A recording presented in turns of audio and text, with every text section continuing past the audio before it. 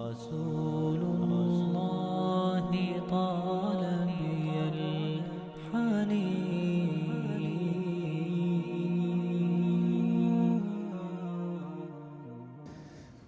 السلام عليكم ورحمة الله وبركاته. الحمد لله نحمده ونستعينه ونستغفره ونؤمن به ونتوكل عليه ونعوذ بالله من شرور أنفسنا ومن سيئات أعمالنا من يهده الله فلا مضل له ومن يضلل فلا هادي له وأشهد أن لا إله إلا الله وحده لا شريك له وأشهد أن سيدنا ونبينا ومولانا محمدًا عبده ورسوله. وقال الله سبحانه وتعالى: إن الله وملائكته يصلون على النبي يا أيها الذين آمنوا صلوا عليه وسلموا تسليما. اللهم صل على محمد وعلى آل محمد كما صليت على إبراهيم وعلى آل إبراهيم إنك حميد مجيد. اللهم بارك على محمد وعلى آل محمد كما باركت على إبراهيم وعلى آل إبراهيم إنك حميد مجيد. وقال الله سبحانه وتعالى في كلامه المجيد وفرقانه الحميد: أعوذ بالله من الشيطان الرجيم بسم الله الرحمن الرحيم. لقد كان لكم في رسول الله أسوة حسنة لمن كان يرجو الله واليوم الآخر وذكر الله كثيرا. Alhamdulillah, we are praising Allah subhanahu wa ta'ala that today all we have gathered for the Siratun Nabi conference presented by Muslim Community Associations and TV1. I welcome all of you, our brothers, young brothers, elderly, and our sisters. Jazakumullahu khairan. Allah subhanahu wa ta'ala accept all of our times. Ameen ya Rabbil Alameen. We are sending durood, peace, blessing and salutation to the last and final messenger, Prophet Muhammad Mustafa sallallahu alayhi wa salatu wassalam. Alhamdulillah, we are very blessed that today we have arranged and gathered the Sirat al-Nabi conference. And Alhamdulillah, we have various prominent and esteemed Islamic scholars here. As you already seen, that inshallah they are going to talk about the life of Muhammad Mustafa sallallahu alayhi wasallam. আমরা সবাই জানি যে রাসূল করিম সাল্লাল্লাহু আলাইহি সাল্লামকে আল্লাহ রাব্বুল আলামিন আমাদের জন্য জীবন আদর্শ হিসেবে তিনি নির্দেশ দিয়েছেন, নির্বাচিত করেছেন। এটা কোনো অপশন নয়, এটা প্রত্যেক মুমিনদের জন্য ফরজ। তো সেজন্য রাসূল করিম সাল্লাল্লাহু আলাইহি সাল্লামের যে জীবন এটা বিশাল সাগরের মতো।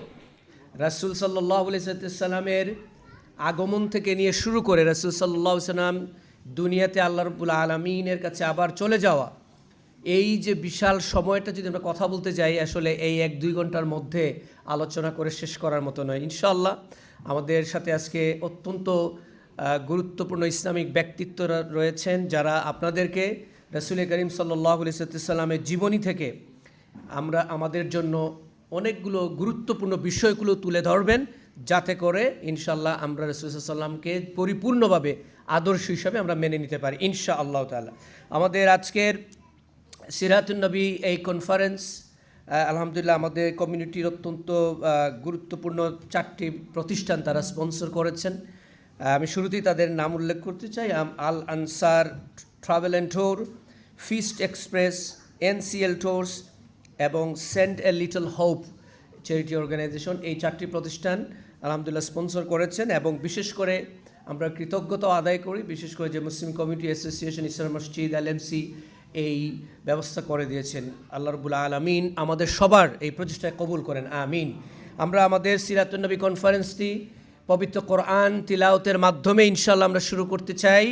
আলহামদুলিল্লাহ আমাদের TV1-এর অন্যতম একটা ফ্ল্যাগশিপ প্রোগ্রাম রয়েছে যে ভয়েস অফ ওয়াননেস, যেখান থেকে হাজার হাজার আপনার ইয়াং রিসাইটারদের থেকে বেছে নিয়ে আসা হয় যে যারা খুব কারা সুন্দর করে তিলাওয়াত করতে পারে। আলহামদুলিল্লাহ 2024 সালে ভয়েস অফ ওয়াননেসে ওয়ান অফ দ্য উইনার, তার নাম হচ্ছে নাকিব আব্দুল বাতেন, সে আমাদের সাথে রয়েছে। ইনশাল্লাহ সে তার পবিত্র কোরআন তিলাওয়াতের মাধ্যমে আমাদের আজকে সিরাতুন নবী কনফারেন্সটা আমরা শুরু করতে চাই। Can I request Nakib Abdul Baten come here and recite from the Holy Quran, inshallah ta'ala. أعوذ بالله من الشيطان الرجيم. بسم الله الرحمن الرحيم. قد يعلم الله المعوقين منكم والقائلين لإخوانهم هلم إلينا ولا يأتون البأس إلا قليلا أشحة عليكم فإذا جاء الخوف رأيتهم ينظرون إليك تدور أعينهم كالذي يغشى عليه من الموت فإذا ذهب الخوف سلقوكم بألسنة حداد أشحة على الخير أولئك لم يؤمنوا فأحبط الله أعمالهم وكان ذلك على الله يسيرا يحسبون الأحزاب لم يذهبوا وإن يأتي الأحزاب يودوا لو أنهم بادون في الأعراب يسألون عن أنبائكم ولو كانوا فيكم ما قاتلوا إلا قليلا لقد كان لكم في رسول الله أسوة حسنة لمن كان يرجو الله واليوم الآخر وذكر الله كثيرا ولما رأى المؤمنون الأحزاب قالوا هذا ما وعدنا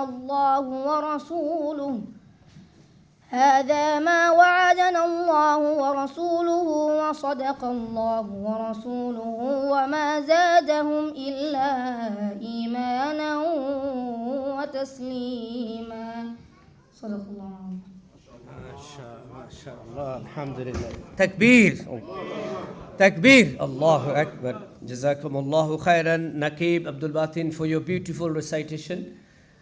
আলহামদুলিল্লাহ, আমরা নাকিব আব্দুল বাতিনের কাছ থেকে অত্যন্ত সুললিত কণ্ঠে পবিত্র কোরআন থেকে তেলাওয়াত শুনছি। আলহামদুলিল্লাহ, আমরা একটা ইসলামী নাশিদ আমরা শুনবো ইনশাআল্লাহ। নাশিদ আমাদের সামনে পরিবেশন করবে তহা আব্দুল্লাহ। সে প্রয়াস শিল্পী গোষ্ঠীর সাথে জড়িত রয়েছেন। আমরা তহা আব্দুল্লাহকে রিকোয়েস্ট করব এটা নাশিদ আমাদেরকে শোনানোর জন্য।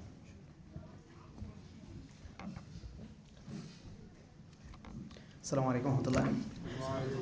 সম্মানিত উপস্থিতি, আপনাদের সবাইকে স্বাগতম সিরাতুন নবীর এই কনফারেন্সে। আমরা জানি সিরাতুন নবী সাল্লাল্লাহু আলাইহি ওয়াসাল্লাম নবীজির পুরো জীবনের উপরে, এবং ওনার জীবনীকে আমরা অনেকভাবে ব্যাখ্যা করতে পারি। আমরা এই গানের মাধ্যমে নবীজির জীবনের সুন্দর দিকগুলোকে ব্যাখ্যা করব ইনশাআল্লাহ। ফুলের মতো ফুল হতে চায়, ফুলের মতো ফুল, যে ফুল পেল নবীর পরশ, গন্ধ যার তুল। ফুলের মতো ফুল হতে চায়, ফুলের মতো ফুল, যে ফুল পেল নবীর পরশ, গন্ধ যার তুল। ফুলের মতো ফুল হতে চায়, ফুটলো যে ফুল মরুর বুকে, মক্কা মদিনাতে। ফুটলো যে ফুল মরুর বুকে, মক্কা মদিনাতে। ফুলের মতো ফুল হতে চায়, ফুলের মতো ফুল, যে ফুল পেল নবীর পরশ, গন্ধ যার তুল, ফুলের মতো ফুল হতে চায়। ফুটলো যে ফুল মরুর বুকে, মক্কা মদিনাতে, মুক্তি সুবাস ছড়িয়ে দিল কাবার পথে পথে।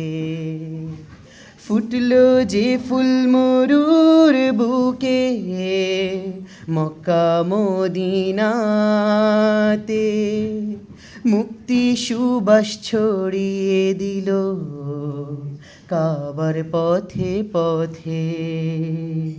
বিশ্ব মানুষ মাতোয়ারা, বিশ্ব মানুষ মাতোয়ারা, নিজে তাহার তুল, নিজে তাহার তুল, ফুলের মতো ফুল হতে চায়।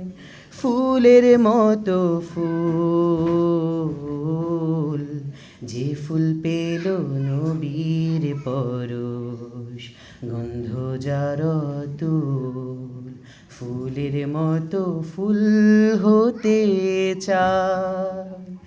সকল শিশুর বন্ধু তিনি, গরিব দুঃখীর সাথী, দোজাহানের নেতা তিনি, আধার ধরায় বাতি। সকল শিশুর বন্ধু তিনি, গরিব দুঃখীর সাথী, দোজাহানের নেতা তিনি, আধার ধরায় বাতি। চিনতে তারে বনের পশু, চিনতে তারে বনের পশু, করেনি তো ভুল, করেনি তো ভুল, ফুলের মতো ফুল হতে চায়। ফুলের মতো ফুল, যে ফুল পেল নবীর পরশ, গন্ধ যার তুল, ফুলের মতো ফুল হতে চায়। ধন্যবাদ। Okay, marhaba, alhamdulillah, jazakallah. Thank you, Taha Abdullah, for সুন্দর ইসলাম নাশিদের জন্য।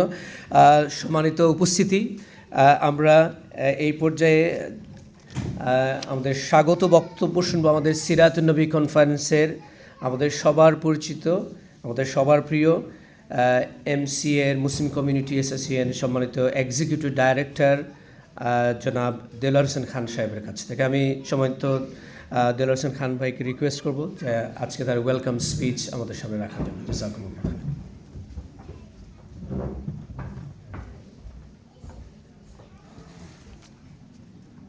Assalamu alaikum wa rahmatullahi wa barakatuh. Bismillah, alhamdulillah, wa salatu wa salamu ala rasulillah, a'udhu billahi minash shaitanir rajim, bismillahir rahmanir rahim. Laqad kana lakum fi rasulillahi uswatun hasanah. Sadaqallahul azim. My dear brothers and sisters, inshallah I'll say a few words in English and Bangla as well. So, as mentioned, today's Sira conference, the objective of this conference is for us to remind ourselves about this magnificent life of our Prophet Sallallahu Alaihi Wasallam. And as Allah subhanahu wa ta'ala says in the Quran, verily you have in the Prophet of Allah an excellent model. He is the role model for all of us, all of the believers. And then there's another verse, it says, وَإِنَّكَ لَعَلَى خُلُقٍ عَظِيمٍ. And indeed, surely in the Prophet Sallallahu Alaihi Wasallam is the high moral excellence. নিশ্চয় আপনার চরিত্র মহান ও উত্তম, আল্লাহ তাআলা ঘোষণা করতেছেন এটা। So আমাদের জন্য খুবই গুরুত্বপূর্ণ যে আমরা আল্লাহ রাসূল সাল্লাল্লাহু আলাইহি ওয়াসাল্লামের জীবনী আমরা ভালোভাবে আমরা এটা শিখি। It is very important for all of us that we learn about the life of Prophet sallallahu alaihi wasallam in detail. Okay, because our iman is incomplete if we don't believe in the Prophet sallallahu alaihi wasallam the way it should be believed. Okay, and so he is a role model for all of us, for our personal, for our social, for our economic, for our political life, all aspects of our life. Prophet sallallahu alaihi wasallam is a role model, and he is the most remembered human being on the face of this earth. You know that no other human being is remembered like him. 5 daily, 5 azan we give. We say Ashhadu anna Muhammad Rasulullah. There's no other human being, no other group, no other community actually remember their prophet or their leader like this, isn't it? Billions of Muslims, 2 billion Muslims, every day, from every single masjid, we say Ashhadu anna Muhammad Rasulullah, right? Then in our salah we pray durood. Okay, so this is so you can see that how Allah subhanahu wa ta'ala excelled him, raised his rank above everyone, all other human beings. As I said, unfortunately, many Muslims, we don't know the Prophet sallallahu alaihi wasallam's life in detail. Many of us, we know some stories about his life, some incidents, but many of us don't know in chronological way. Many of us don't know what are the lessons that we can take from his life. Our deen depends on his integrity. Without Prophet sallallahu alaihi wasallam, the deen, because we got the deen of Islam through him, right? And the Allah subhanahu wa ta'ala sent the wahi to him, right? So the Quran was revealed through him. So we have to believe in it. So if he is telling the truth, the whole deen is true. And that is why you will find the enemies of Islam, they attack his character. From time to time, you'll find after a couple of years, they will attack his character so that they want to destroy his character, so that they create doubts in our mind, in people's mind, that he may not be the true prophet, na'udhu billah. So, but alhamdulillah, at the same time, there are many non-Muslims, they actually recognize that that he was the most influential human being on this earth. You may have heard about this person, this author. His name is Michael Hart. Michael Hart, he took 28 years and he wrote a book, The Influential 100, a ranking of the most influential persons in history. He ranked them 1, 2, 3, 4, up to 100. Right? And he placed Muhammad sallallahu alaihi wasallam as number 1. It's a very popular book. And he gave his reasons why he did that. He said, my choice of Muhammad sallallahu alaihi wasallam to lead the list of the world's most influential persons may surprise some readers, but he was the only man in history who was supremely successful on both the religious and worldly levels. So you can see, and this book is very popular, but there are, as I said, many people, enemies of Islam, who don't like Muslims. They're spreading wrong information about Prophet sallallahu alaihi wasallam, about Islam. They say Prophet sallallahu alaihi wasallam spread Islam by the sword. He forced people into becoming Muslims. They criticize him about the multiple marriages. Also about marrying Aisha radiallahu anha at a young age. All of these things they highlight. You'll find in social media, in schools, many of the teachers are actually teaching our children, they're creating doubts in their mind.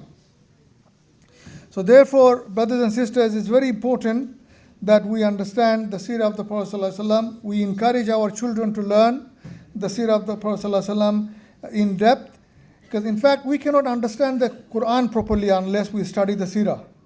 So unfortunately, many in our community don't study the seerah, but they read the Quran. But it's very important, both of them go hand in hand. If you want to understand the Quran, the context, how the Quran was revealed, you have to understand, you have to read the seerah. তো আমি যে কথাগুলো বলতে চাচ্ছিলাম যে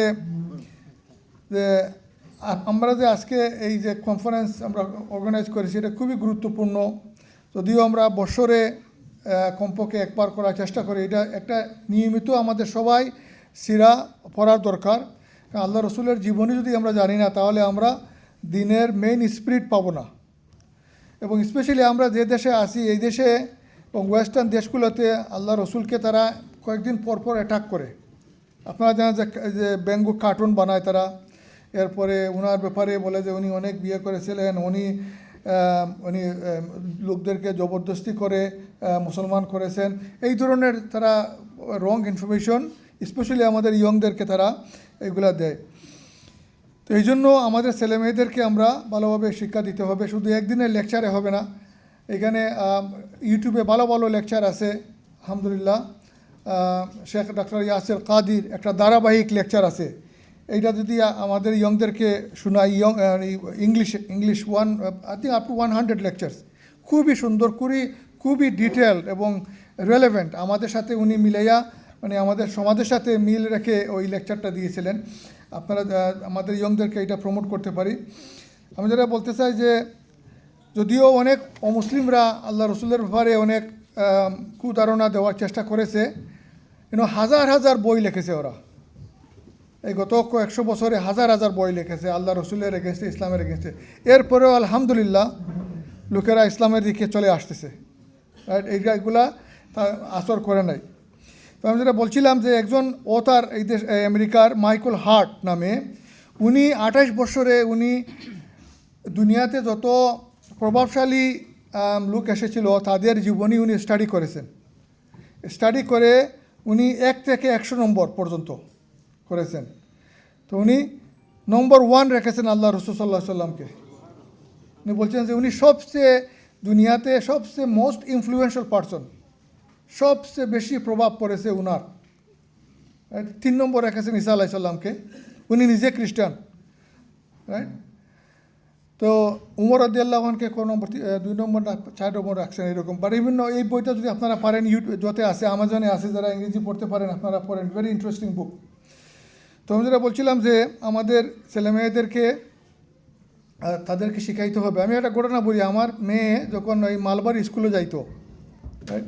তো তখন ইয়ার 9, হ্যাঁ ইয়ার 9 বা 10, তার রিলিজিয়াস স্টাডিজ টিচার ওই মানে আল্লাহ রসুলকে ক্রিটিসাইজ করতেছে যে উনি অনেক বিবাহ করেছেন, রাইট? তখন আমাদের মেয়েরা তারা সবাই মোটামুটি যতটুকু তাদের নলেজ আছে তারা ডিফেন্ড করার চেষ্টা করতেছে যে উনি কেন করেছেন বা এটা তখনকার কনটেক্সট কী ছিল হয়েছে। এটা তো 14-15 ইয়ার ওল্ড গার্ল। এরপরে টিচার তাদেরকে প্রশ্ন করে, তুমি কি এই ধরনের কাউকে বিয়ে করবা? একজন লোকের মোর দেন 4 ওয়াইফ বা 4 ওয়াইফ, তুমি তো তাদেরকে এই টিচাররা তাদেরকে কনফিউজ করার চেষ্টা করতেছে।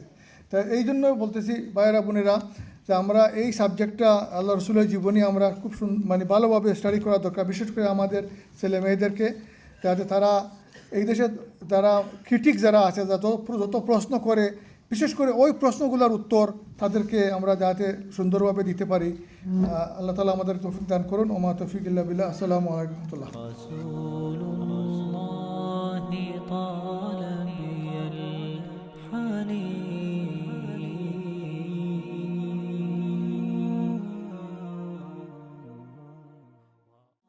رسول الله طال بي الحنين।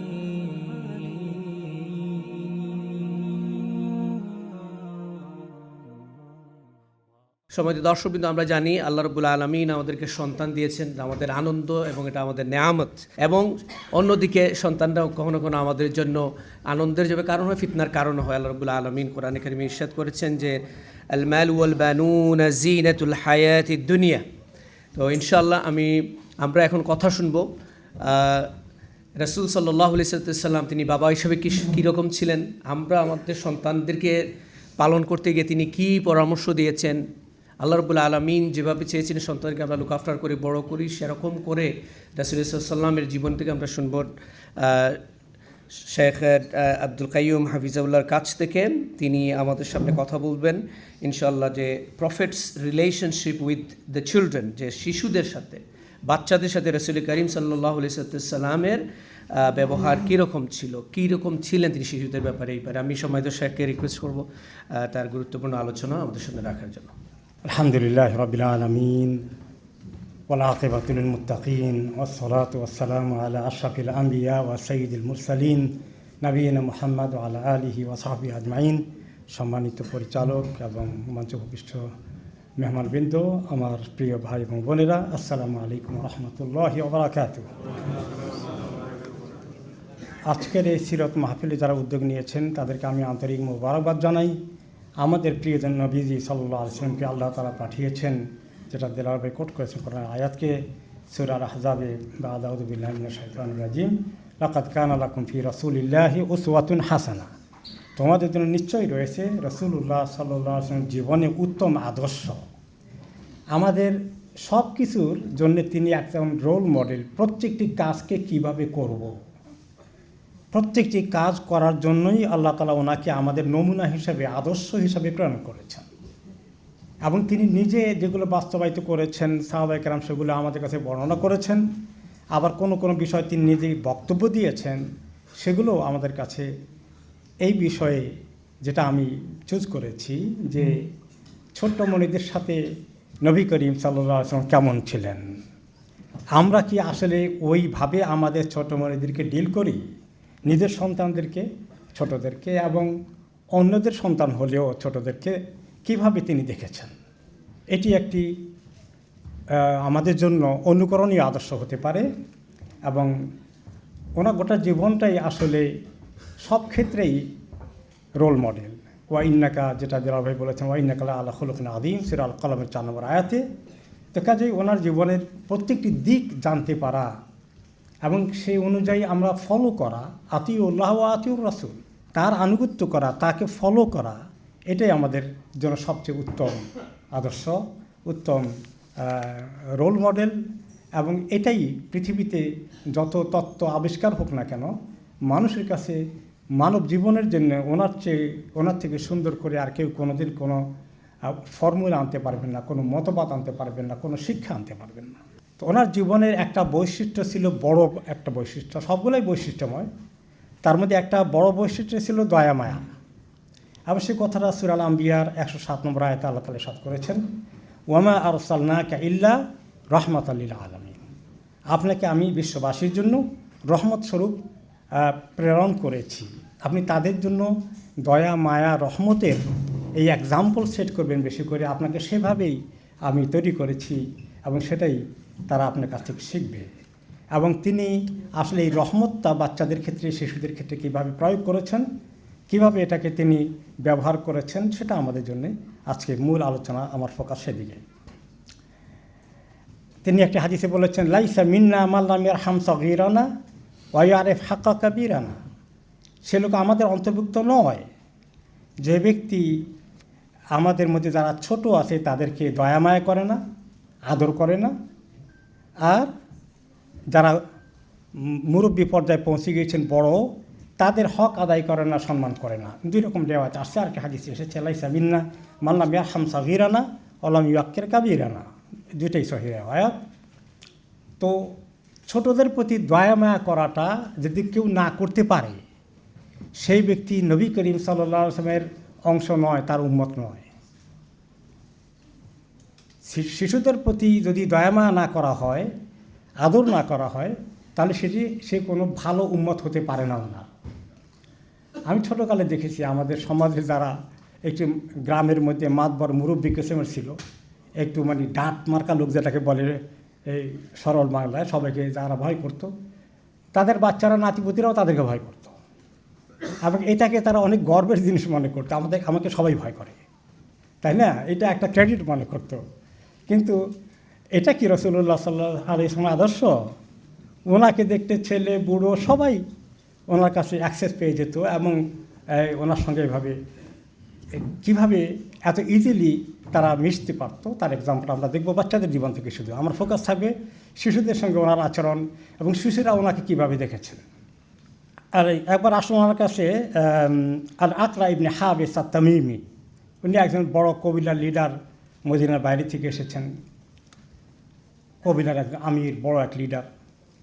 তিনি এসে দেখলেন যে একটি বৈঠকে, সামাজিক বৈঠকে, যেখানে তিনি বলতে গেলে এক রকমের অফিসিয়াল দায়িত্ব পালন করছেন নবী হিসাবে এবং রাষ্ট্রের প্রধান হিসাবে, বিদেশি অতিথিদেরকে রিসিভ করছেন, ওয়েলকাম করছেন। ওখানেও যখন ওনার কাছে নবী করিম সাল্লাল্লাহু আলাইহি ওয়াসাল্লামের কাছে হাসান এসে গেল, তিনি তাকে ধরে চুমু দিলেন মজলিসের মধ্যেই, সবার উপস্থিতিতে। তো এটা দেখে আল আকরা, সে হলো ওই রকম একটা খুব প্রভাব সম্পন্ন লোক, যে ব্যক্তির কাছে বাচ্চারা সহজে আসেও না, এবং সে এরকম একটা ভাব নিয়ে চলে আর কি। তো সে বলল, লি ইন্নালি আশারা মিনাল ওয়ালাদ মা কাব্বাল তু মিনহুম আহাদান, আমার 10 জন বাচ্চা আছে, জীবনেতে তো একটাকেও চুমু দেয়নি। তো এটা কি অদ্ভুত লাগলো তার কাছে, যে এত বড় একজন ব্যক্তিত্ব মজলিসের মধ্যেই কাজ করছেন।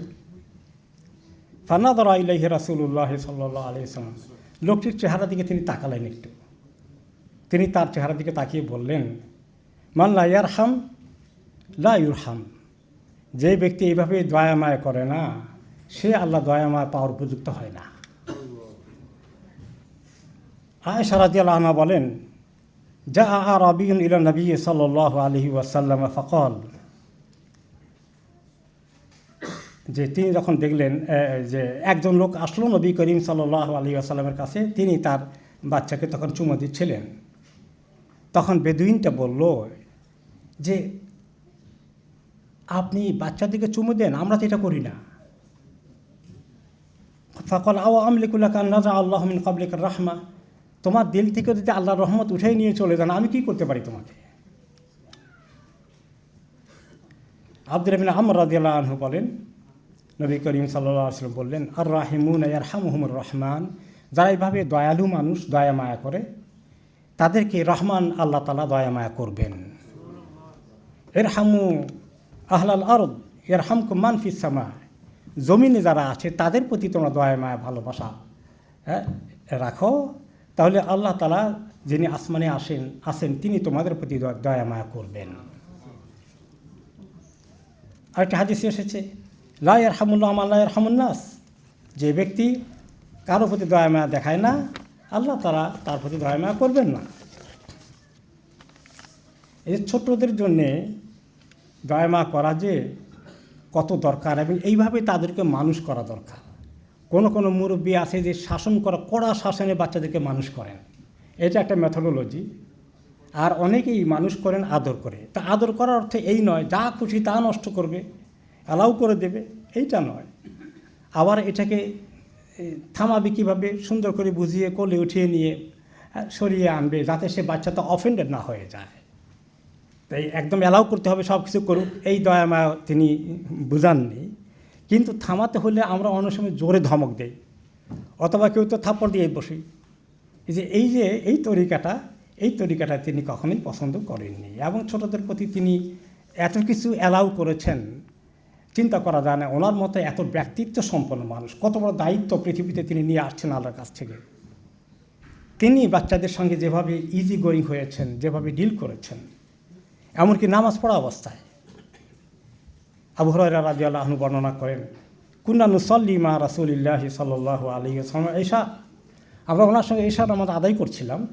ফাইদা সাজাদা ওয়াসাবাল হাসান আল হোসাইন আলা যাহরে, তিনি যেই সেজদায় গেলেন, হাসান হোসাইন দুইজনই ওনার পিঠে উঠে বসলেন। ফাইদা রাফা রাসাহু আখাযাহুমা বিয়াদিহি মিন খালফি আখদান রাফিকান, যখন তিনি সেজদা থেকে উঠলেন, পিছনের 2 হাত দিয়ে 2 বাচ্চাকে এমনি করে খুব আস্তে করে আলতো করে উঠালেন, যাতে ওরা ব্যথা না পায়।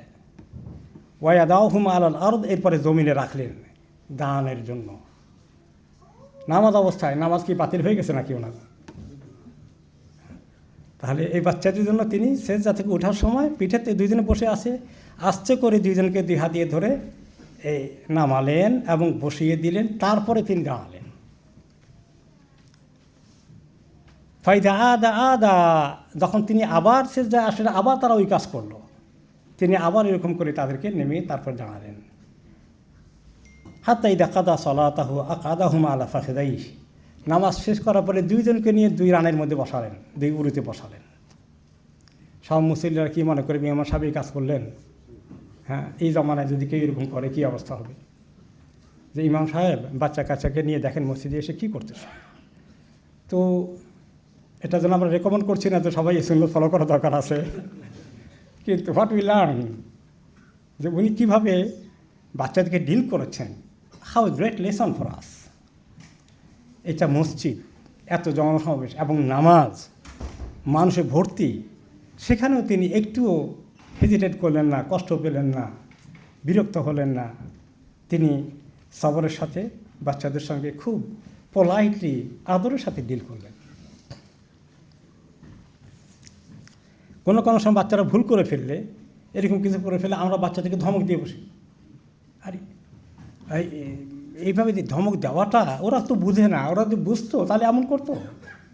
তো কাজেই ওই ছোটো মনে ধমক দিলে তার মানে কষ্টটা যে কত বড় হবে সাইজ অনুযায়ী, মানুষটা ছোট, কষ্টটা পেয়ে যাবে অনেক বড়, এটাকে তিনি খেয়াল করেছেন। উম্মু খালেদ রাদিয়াল্লাহু আনহা নামে এক সাহাবিয়া, মহিলা সাহাবি, তিনি ছোট বয়সে তার বাবার সঙ্গে এসেছিলেন রাসূলুল্লাহ সাল্লাল্লাহু আলাইহি ওয়াসাল্লামের কাছে। আতাইতু মা রাসূলিল্লাহ সাল্লাল্লাহু আলাইহি ওয়াসাল্লাম মা আবি ওয়া আলাইয়া কামিসি আহমার, এবং আমার গায়ে একটা সুন্দর লাল টুকটুকে জামা ছিল। আমার দিকে লক্ষ্য করে নবী করিম সাল্লাল্লাহু আলাইহি ওয়াসাল্লাম বললেন, সানা সানা, খুব সুন্দর, খুব সুন্দর, মাশাআল্লাহ। ওই সানা মানে সুন্দর, খুব চমৎকার হয়েছে। হ্যাঁ, বাচ্চাকেও খুশি করলেন, বাবাকেও খুশি করলেন, খুব সুন্দর জামা, খুব মানিয়েছে। তারপর বলেন যে আমি তো ছোট মানুষ, তো উনি কথাবার্তা বলছেন, আমি পিছনে গেলাম একটু, গিয়ে উনি তো গায়ে জামা দিতেন না সব সময়, গায়ে জামা থাকতো না, অনেক সময় চাদর থাকতো, রিদা। হ্যাঁ, তো চাদর উল্টিয়ে বা একটু বের হয়ে গেছে, মেয়ে দেখতে পেলে ওনার খতমে নবুয়ত দেখা যায়, সিল, নবুয়তের সিলমোহর দেখা যায়। তো এখন এটা দেখে তো সে ভারী কিউরিয়াস হয়ে গেল, এবং এটাকে সে আপনার হাতানো শুরু করে দিল, এটা কী জিনিস সেটা। হ্যাঁ, তার কাছে খুবই আগ্রহ লাগলো। তো নবী করিম সাল্লাল্লাহু আলাইহি ওয়াসাল্লাম তখন এটা আমার দেখে আমার বাবা ফাজাবারানি আবি, বাবা আমাকে কি করছো তুমি, এটা ধমক দিয়ে বসলো সরিয়ে নেওয়ার জন্যে। ক্বালা রাসূলুল্লাহ সাল্লাল্লাহু আলাইহি ওয়াসাল্লাম দাহা, তাকে ছেড়ে দাও, লিভা। সুম্মা ক্বালা আবলি ওয়া আখলিফি, সুম্মা আবলি ওয়া আখলিফি, সুম্মা আবলি ওয়া আখলিফি। এই জামানাটা পুরানো হয়ে যাক, তারপরে তুমি এটাকে ছেড়ে দিয়ে নতুন আরেকটা নাও, জামা পুরনো হতে থাকুক, নতুন আরেকটা গায়ে দাও, এটা পুরনো হয়ে যাক, আরেকটা গায়ে দাও, তার মানে তোমার হায়াত অনেক লম্বা হয়ে যাক। তার জন্য তিনি দোয়া করে দিলেন। এরপরে আমরা দেখি যে আরেকটি হাদিসে ইয়ালা ইবনে মুররা রাদিয়াল্লাহু আনহু বলেন, খারাজতু মান নবী সাল্লাল্লাহু আলাইহি ওয়াসাল্লাম আলা তাআমিন। একবার নবী করিম সাল্লাল্লাহু আলাইহি ওয়াসাল্লামের সঙ্গে খাবার খেতে বসলাম বা আসলাম, আর এই সময় খাবার এসে গেছে আমার সামনে, সবাইকে নিয়ে কয়েকজন করে তিনি খাবেন। ফাইজ আল হোসাইন ইবনে আলী ইয়াল আবু ফিত তরিক, নবী করিম সাল্লাল্লাহু আলাইহি ওয়াসাল্লাম দেখলেন আলী রাদিয়াল্লাহু আনহুর ছেলে হোসাইন রাস্তার মধ্যে খেলাধুলা করছে, ওনার কাছ থেকে বেশি দূরে নয়। ফাআসরা আন নবী সাল্লাল্লাহু আলাইহি ওয়াসাল্লাম আবামাল কওম, তো সবার সামনে দিয়ে তিনি দৌড়ে গেলেন বাচ্চাকে ধরে নিয়ে আসার জন্য, নাতিকে নিয়ে খাবেন। সুম্মা বাসাতা ইয়াদাইহি লিয়াখুযাহু, তো বাচ্চাকে কাছে গিয়ে যেই ধরবেন, ফাতাফাকাল গোলামু ইয়াফিরুহুনা ওয়া ইয়াফিরুহুনা, বাচ্চা দিছে দৌড়, এখন বাবার সঙ্গে দাদার সঙ্গে এখন করতেছে, ফান করছে। তো এদিকে দৌড়ে সেদিকে দৌড়ে, তিনি পেছনে পেছনে দৌড়েন। ওকে, ওয়া রাসূলুল্লাহ সাল্লাল্লাহু আলাইহি ওয়াসাল্লাম ইউলাহিকুহু ওয়া ইউদাহিকুহু, তিনি এদিকে গেলে বাচ্চা ওদিকে যায়, বাচ্চা ওদিকে আবার এই করে দৌড় দেয়, বাচ্চা ফান করছে, আর তিনিও তার পিছনে দৌড়ছেন আর হাসছেন, দৌড়ছেন আর হাসছেন। এরপরে ধরে আস্তে করে নিয়ে আসছেন। এত বড় একজন ব্যক্তিত্ব সম্পন্ন মানুষ বাচ্চার পিছনে এইভাবে দৌড়ছেন, হ্যাঁ, আমাদের স্ট্যান্ডার্ডে কী বলবে, doesn't make sense to us. হ্যাঁ, কিন্তু রাসূলুল্লাহ সাল্লাল্লাহু আলাইহি ওয়াসাল্লাম এভাবে টুক ইট ইজি, বাচ্চাদের সঙ্গে বাচ্চাদের মতোই চলতে হবে। এখানে আমি মুরব্বিগিরি দেখালে তো হবে না, সম্পর্ক সেভাবে হবে না, দ্রুত পয়দা হয়ে যাবে। বাচ্চাদের সঙ্গে এই নিবিড় সম্পর্ক, এই ক্লোজনেস ভেরি ইম্পর্টেন্ট। অনেক পিতামাতা, বিশেষ করে বাবারা বাচ্চাদের সঙ্গে কিন্তু ক্লোজনেস নাই, দূরত্ব পয়দা হয়ে আছে, এবং এটাতে কত বড় ক্ষতি, কত বড় ভ্যাকুয়াম। পিতামাতার সঙ্গে ছেলে মেয়েদের সম্পর্কটা যে গভীর হওয়া কত জরুরি, এটা আমরা অনেক সময় খেয়াল করি না। বিশেষ করে আমাদের দেশের গ্রামের মাতব্বর, মুরব্বী, চেয়ারম্যান, মেম্বারদেরকে দেখেছি তারা এভাবেই ডিল করেন। হ্যাঁ, এরপরে আমরা দেখি যে আরেকটি এক্সাম্পলের দিকে আসি। আমি চেয়েছি যে কিছু এক্সাম্পল সার্চ নিয়ে আসবো না জীবন থেকে, কথাবার্তা কম বলে। ইনশাআল্লাহ আমার নোটিস এসে গেছে, আই এম ট্রাইং টু ইনশাআল্লাহ মেক ইট শর্ট ইনশাআল্লাহ। উসামা ইবনে জাইদ এবং হাসান ইবনে আলী এই দুজনকে তিনি একদিন ওনার দুই উরুর উপরে বসালেন, দুই রানের উপরে বসালেন, আর আবু মুহাম্মদ তাদেরকে জড়িয়ে ধরলেন আর বললেন, আল্লাহুম্মা আরহামহুমা ফাইন্নী আরহামুহুমা, আল্লাহ এই দুজনকে আপনি দয়া মায়া করেন, আমি ওদেরকে অনেক মায়া করি। উমামা বিনতে ইবনে ওনার মেয়ে জাইনবের মেয়ে উমামা এসেছিলেন, ওনার নাতিন, নামাজ অবস্থায়। এরপরে তিনি কোলে নিলেন, নিয়ে নামাজ পড়তে থাকলেন, কেরাত পড়লেন। এরপরে যখন তিনি রুকুতে গেলেন নিচে রাখলেন, অতঃপর যখন উঠলেন আবার উঠে আবার দ্বিতীয় রাকাত শুরু করে দিলেন। নামাজ পড়লেন বাচ্চাকে কোলে নিয়ে। মাদের বাচ্চারা যখন অনেক কাঁদে, নিচে রাখলে আপনি বাচ্চাকে কোলে নিয়ে নামাজ পড়তে পারবেন। এটা নবী করিম সাল্লাল্লাহু আলাইহি ওয়াসাল্লামের সুন্নতের আমলও হয়ে যাবে। জাবের ইবনে সামুরা বলেন যে আমি সাল্লাইতু মা রাসূলিল্লাহি সাল্লাল্লাহু আলাইহি ওয়াসাল্লাম সালাতাল উলা, আমি ওনার সঙ্গে একবার ছোট বয়সে নামাজ পড়েছিলাম, প্রথম নামাজটা পড়েছিলাম। আর সালাতাল উলা প্রথম নামাজ কোনটা? দিনের আমাদের রাত দিনের 5 ওয়াক্তের সালাতাল উলা প্রথম নামাজ কোনটা? হ্যাঁ, কেউ বলছেন ফজর, কেউ বলছেন জোহর, কেউ বলছেন মাগরিব, আসর, সবগুলোই আছে না, শুধু এসা নাই। জোহর, দিনের প্রথম নামাজ হচ্ছে জোহর। কারণ ওই ফজরটা যদিও দিনের শুরু মনে হয়, কিন্তু তখনও রাতের অন্ধকার থেকে সূর্য উঠিনি, সূর্য উজার আগ পর্যন্ত এটা রাতের এরিয়ায় পড়ে। ওকে, তো বলে যে এইভাবে জোহর নামাজ পড়লাম, তারপরে ওনার সঙ্গে আমি বের হয়ে আসলাম। তো মাখারাদা ইলাহালি, উনি ওনার পরিবারের দিকে গেলেন, আমি ওনার পিছনে পিছনে গেলাম, কিউরিয়াসিটি হলো যে দেখি ওনার ঘরে যাই। ফাস্তাকবালাহু ওয়েলদানুন, এমনকি আমি একলা না, বেশ কিছু বাচ্চাও ওনার সামনে আসলো। ও ফাস্তাকবালু ওয়ালাদান, দুইজন বাচ্চা আসলো ওনাকে ওয়েলকাম করতে, সম্ভবত হাসান হোসাইন হবে। ফাজা আলা ইয়ামসাউ খাদ্দাইয়া, ওকে, খাদ্দাই আহাদিহিম ওয়াহিদান ওয়াহিদান, তো যে বাচ্চারা ছিল সবার গালে আমরা করে টাচ করে আদর করলেন। ওয়ামা আনা ফামাসা খাদ্দি, আমার এই গন্ড দেশে আমার গালে আমনে করে টাচ করলেন, আদর করলেন হাত দিয়ে। ফাওয়াজাত্তু লিয়াদাইহি বারদান ওয়া রিহান কান্নাহুমা আখরাজাহা মিন জাওনাতি ইতর, আমার গালে যখন তিনি হাত দিয়ে টাচ করে আদর করে দিলেন, আমি এমন একটা সুন্দর শীতল স্পর্শ অনুভব করলাম এবং এত সুগন্ধ, মনে হয় যেন ওনার হাতটাকে আতরের বোতলে ঢুকিয়ে বের করে নিয়ে আসছিলেন। যে বাচ্চাদেরকে এইভাবে আদর করা, সুবহানাল্লাহ, এটা দয়া মায়ার লক্ষণ। এটা কত ভালো গুণ, বাচ্চারা কত ক্লোজ ফিল করে বলেন তো এইভাবে।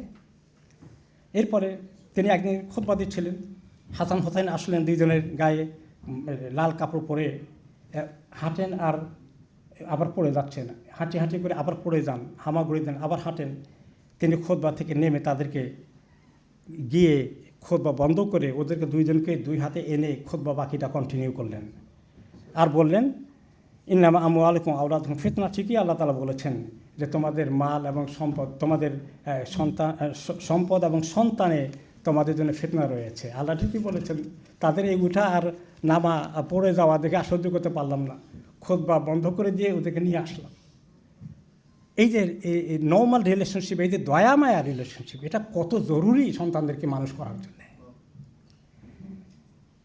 এরপরে তিনি ছোট বাচ্চাদেরকে কিন্তু গুরুত্ব দিতেন, তাদেরকে তিনি আমরা ছোটোদেরকে গুরুত্বই দিই না, তাই ওদিকে যাও, কথাতে এইভাবে বলি। তো একজন ছোট বাচ্চা, তার বাবার জানাজা হলো, ছোট বাচ্চাকে তিনি ডাকলেন, আসো বাবা, যারা কাল্লাহ ফি আবিক, তোমার আব্বা যে ইন্তেকাল করেছেন, এই যে তোমার জীবনে কষ্ট হচ্ছে, এটার জন্য আল্লাহ তোমাকে প্রচুর নেকি দান করুন, তার জন্য দোয়া করে দিলেন। ছোট বাচ্চাকে তিনি দোয়া করতে গুরুত্বহীন কাজ মনে করেননি। এরপরে আর দুই একটা হাদিস শেষ করে দিচ্ছি। একবার ওনার কাছে পানীয় নিয়ে আসা হয়েছে, কয়েকজন বসা ছিলেন সাহাবীদের মধ্যে, মুরব্বা বেশ কয়েকজন ছিলেন, কিছু বাচ্চাও ছিল।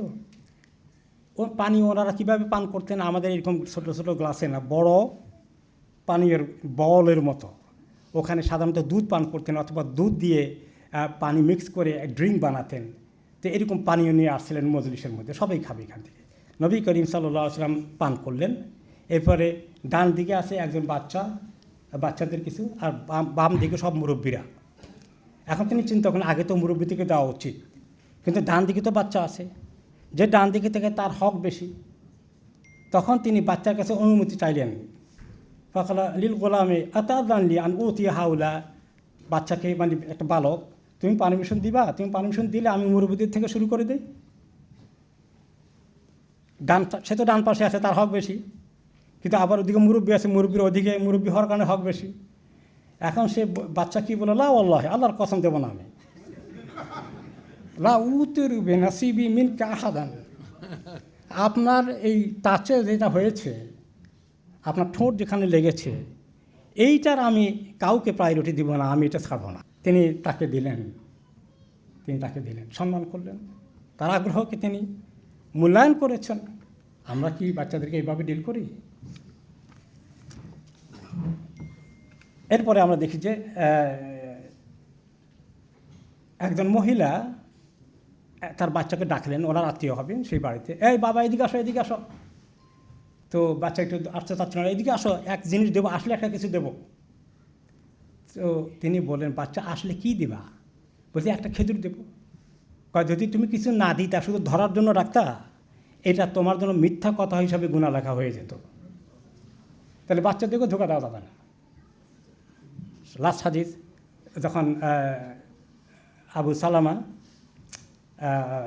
ছেলে নবী করিম সাল্লাল্লাহু আলাইহি ওয়াসাল্লাম ঘরে আসলেন, উম্মে সালামা রাদিয়াল্লাহু আনহা নিকাহ করার পরে আগের ঘরের ছেলেটা, বাচ্চা ছেলে আসলো, খেতে বসেছেন। খেতে বসতে গিয়ে বাচ্চা মানুষ তো, ওরা তো ফ্যামিলি সাইজ প্লেটে খেতেন, বড় প্লেটে। তো বাচ্চা এদিকে হাত দিচ্ছে, ওদিকে হাত দিচ্ছে, কিন্তু সুন্নত তরিকা হচ্ছে যার সামনে আসে সে ওখান থেকে খাবে। তো বাচ্চার হাতকে এদিকে দিচ্ছে, ওদিকে দিচ্ছে। তখন তিনি খেয়াল করলেন যে বাচ্চার একটু আদব শেখাইতে হবে, খুব আদরের সাথে। ইয়া গোলাম, সামনে থেকে যখনই তুমি খেতে বলবা, খুব সুন্দর করে বলেন সাম্মিল্লা, প্রথমে বিসমিল্লা বলে খাওয়া শুরু করবা। অকুল বেয়ামিনিকা, সে ডান হাতেও খাচ্ছিল, বাম হাতেও খাচ্ছিল, তুমি ডান হাতে খাবা। অকুল মিম্মা ইয়ালিকা, তোমার সামনে যতটুকুন আছে তো সেখান থেকে খাবে। এত সুন্দর করে শিখিয়ে দিয়েছেন, একটু অফেন্ডেড করেনি, বা এভাবে খাই নাকি, তুমি খাওয়া শিখো না ভালো করে, বাম হাতে খাও কেন, এরকম কোনো কথা তিনি বলেননি। আল্লাহ রাব্বুল আলামিন আমাদেরকে হাদিসগুলো থেকে আমাদের এই সুন্দর শিক্ষা নেওয়া তৌফিক দান করুন। আমাদের বাচ্চাদের কাছে যেন নবী করিম সাল্লাল্লাহু আলাইহি ওয়াসাল্লামের সুন্নতগুলোকে প্রেজেন্ট করে তাদেরকেও আমরা ওনার এবং যখন বলবো আল্লাহ নবীর রেফারেন্স দিয়ে, তখন তারাও তাকে রোল মডেল হিসেবে গ্রহণ করবে। আল্লাহ আমাদের তৌফিক দান করুন। জাযাকুমুল্লাহু খাইরান। ওয়া সাল্লাল্লাহু তাআলা আলা খায়রি খালকি সাইয়্যিদিনা মুহাম্মদ ওয়া আলা আলিহি ওয়া সাহবিহি আজমাইন। আসসালামু আলাইকুম ওয়া রাহমাতুল্লাহি ওয়া বারাকাতুহু।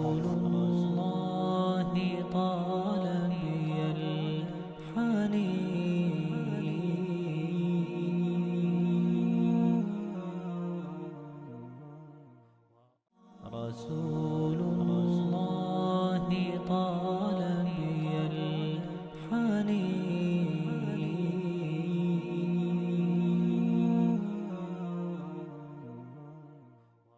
আলহামদুলিল্লাহ, আমরা সবাই জানি আমরা এমন একটি জীবন বিধান পালন করি, ইসলাম, যে আল্লাহর কাছে আত্মসমর্পণ করি। পৃথিবীতে আল্লাহ রাব্বুল আলামিন আদম আলাইহিস সালাম থেকে রাসূল সাল্লাল্লাহু আলাইহি ওয়াসাল্লাম প্রেরণ করেছেন মানবতার মুক্তির জন্য, মানবতাকে পথ দেখানোর জন্য। যত পথ আছে সবগুলোর পথের ঊর্ধ্বে ইসলামকে আল্লাহ রাব্বুল আলামিন বিজয়ী হিসেবে কিন্তু পাঠিয়েছেন।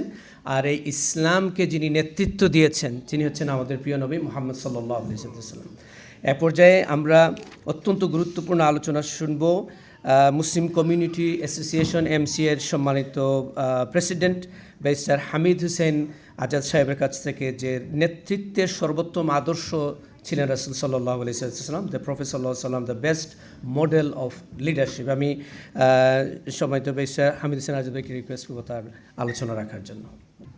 আসসালামু আলাইকুম ওয়া রাহমাতুল্লাহি ওয়া বারাকাতুহু। জাযাকুমুল্লাহু খাইরান। ইন্নাল হামদালিল্লাহ নাহমাদুহু ওয়া নাস্তাঈনুহু ওয়া নাস্তাগফিরুহু ওয়া নাউযু বিল্লাহি মিন শুরুরি আনফুসিনা ওয়া মিন সাইয়্যাতি আমালিনা। মান ইয়াহদিহিল্লাহু ফালা মুদিল্লা লাহু ওয়া মান ইউদ্লিলহু ফালা হাদিয়া লাহু। ওয়া আশহাদু আন লা ইলাহা ইল্লাল্লাহু ওয়াহদাহু লা শারীকা লাহু ওয়া আশহাদু আন্না মুহাম্মাদান আবদুহু ওয়া রাসূলুহু।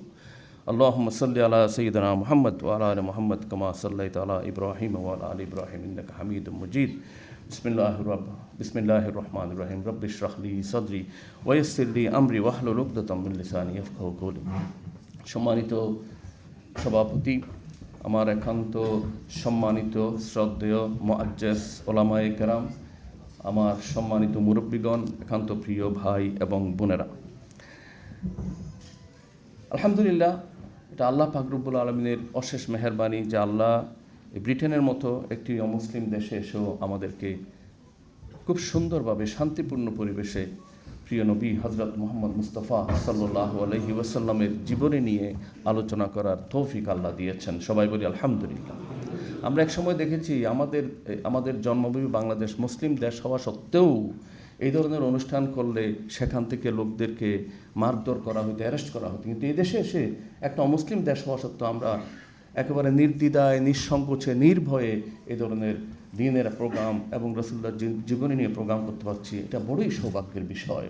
এবং যারা এই ধরনের আয়োজন করছে আমরা সবাই তাদের প্রতি শুকরিয়া আদায় করা দরকার, তাদেরকে ধন্যবাদ জানানো দরকার। এই জন্য আমি TV1 এবং MCA, যদিও আমার organization, but I am part of MCA, এখানে অনেকে MCA ভাই বোনরা আছেন, সবাইকে TV1 এবং MCA-র পরিবারের সবাইকে আমি আন্তরিক মোবারকবাদ জানাচ্ছি। জাযাকুমুল্লাহু খাইরান। এতক্ষণ আমরা অত্যন্ত সুন্দর একটি আলোচনা শুনেছি রাসূল সাল্লাল্লাহু আলাইহি ওয়াসাল্লাম কীভাবে শিশুদেরকে, বাচ্চাদেরকে মহব্বত করতেন এবং তাদের কাছে তিনি কীভাবে রোল মডেল হয়েছিলেন। এখন আমাকে বলতে বলা হয়েছে নেতৃত্বের সর্বোত্তম আদর্শ রাসূল সাল্লাল্লাহু আলাইহি ওয়াসাল্লাম। এবং রাসূল সাল্লাল্লাহু আলাইহি ওয়াসাল্লাম এই যে শিশুদের প্রতি যে ভালোবাসতেন, যে ভালোবাসা দেখিয়েছেন, এটাও কিন্তু তার নেতৃত্বের আদর্শের একটি অংশ। বাট আমি আজকে আপনাদেরকে এই সময়ে যেটা সময় এবং যোগ উত্তীর্ণ সত্য, সেই সত্যটি নিয়ে একটু রিফ্লেক্ট করার জন্য আমি আপনাদেরকে অনুরোধ জানাবো। যে আমি বলছি রাসূল সাল্লাল্লাহু আলাইহি ওয়াসাল্লাম শুধু নেতৃত্বের আদর্শ নয়, রাসূল সাল্লাল্লাহু আলাইহি ওয়াসাল্লাম হচ্ছে আজকের এই যুগেও, যিনি 1500 বছর আগে এসেছিলেন, 1500 বছর পরে আজকেও বিজ্ঞানের উৎকর্ষতার এই যুগে, টেকনোলজির উৎকর্ষতার এই যুগে, আধুনিক এই যুগে, সম্পদ, মাল সব কিছুর উৎকর্ষতার এই যুগে এবং সর্বপ্রকার চ্যালেঞ্জ যা মানুষ চিন্তা করতে পারে, সকল চ্যালেঞ্জে আবর্তিত এই দুনিয়ায়, এই যুগে সর্বোত্তম, সর্বশ্রেষ্ঠ নেতৃত্বের রোল মডেল হচ্ছে রাসূল সাল্লাল্লাহু আলাইহি ওয়াসাল্লাম। তিনি শ্রেষ্ঠ, আজকেও শ্রেষ্ঠ, অতীতেও শ্রেষ্ঠ ছিলেন, কিয়ামত পর্যন্ত তিনিই শ্রেষ্ঠ থাকবেন। এই বিষয়ে আমি শুধু 10টি পয়েন্ট আপনাদের সামনে আজকে তুলে ধরার চেষ্টা করব। আমাদের এই সময়ে নেতৃত্বকে সাধারণত আমরা যখন নেতৃত্বের কথা বলি, আমাদের সামনে ফুটে ওঠে পাওয়ার, নাকি শক্তিমত্তা। আমাদের চোখের সামনে ফুটে ওঠে দাপট। আমাদের চোখের সামনে ফুটে ওঠে নেতা মানে হচ্ছে অনেক সম্পদের অধিকারী। আমাদের চোখের সামনে ফুটে ওঠে নেতা মানে হচ্ছে যখন চলবেন তার পিছনে বিশাল একটা গ্রুপ তার পিছনে চলবে। নেতা মানে হচ্ছে তিনি যখন কোনো দিকে যাবেন, রাস্তাঘাটে মানুষজন সব রাস্তা থেকে সরে যাবে, তিনি যাওয়ার জন্য রাস্তা করে দেবেন। তিনি যখন যাবেন তখন চারিদিকে পুলিশ থাকবে, আর্মি থাকবে, কোনো মানুষকে তার ধারে কাছে আসতে দেওয়া হবে না। এটা মানে হচ্ছে নেতৃত্ব, নাকি? কিন্তু আমরা যদি রাসূল সাল্লাল্লাহু আলাইহি ওয়াসাল্লামের জিন্দেগির দিকে তাকাই, তাই দেখতে পাই নেতৃত্ব মানে হচ্ছে মানুষের উপকার করা। নেতৃত্বের মানে হচ্ছে মহানুভবতা। নেতৃত্বের মানে হচ্ছে দয়া। নেতৃত্বের মানে হচ্ছে ভালোবাসা। নেতৃত্বের মানে হচ্ছে সার্ভিস, মানুষকে হেল্প করা। নেতৃত্বের মানে হচ্ছে মানুষের কাছে যাওয়া, মানুষকে দূরে সরানো নয়।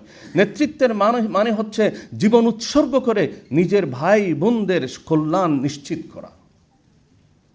Leadership means service. Leadership means humility. Leadership means justice. Leadership means compassion. That is why our beloved Prophet is the best leader. আমি যে 10টি পয়েন্ট বলতে চাচ্ছি এর মধ্যে একটি হচ্ছে, প্রথম হচ্ছে যে কথাটা, যেই আমার স্টেটমেন্টের শেষ কথা যেটা, সেটা দিয়েই শুরু করছি। লিডারশিপ হচ্ছে একটি সার্ভিস। রাসূল সাল্লাল্লাহু আলাইহি ওয়াসাল্লাম যে মডেলে লিডারশিপ দিয়েছেন সেটাকে বলা হয় সার্ভেন্ট মডেল লিডারশিপ। যে প্রত্যেকটা নেতা হচ্ছে রাখালের মতো। নেতৃত্ব হচ্ছে একটা রাখালের মতো। রাসূল সাল্লাল্লাহু আলাইহি ওয়াসাল্লাম নিজেই বলেছেন যে the leader of people is their servant. জনগণের নেতা যিনি, তিনি হচ্ছে তাদের রাখাল, তাদের সেবক। এবং রাসূল সাল্লাল্লাহু আলাইহি ওয়াসাল্লাম আজকের যুগের নেতাদের যে বিশাল থ্রোন আছে, রাসূল সাল্লাল্লাহু আলাইহি ওয়াসাল্লামের কোনো থ্রোন ছিল না। ইনি থ্রোন থেকে নেতৃত্ব দেন নাই, তিনি তার সঙ্গী সাথীদের সাথে শোল্ডার টু শোল্ডার কাজ করে একসাথে একই জায়গায় থেকে কাজ করে নেতৃত্ব দিয়েছেন।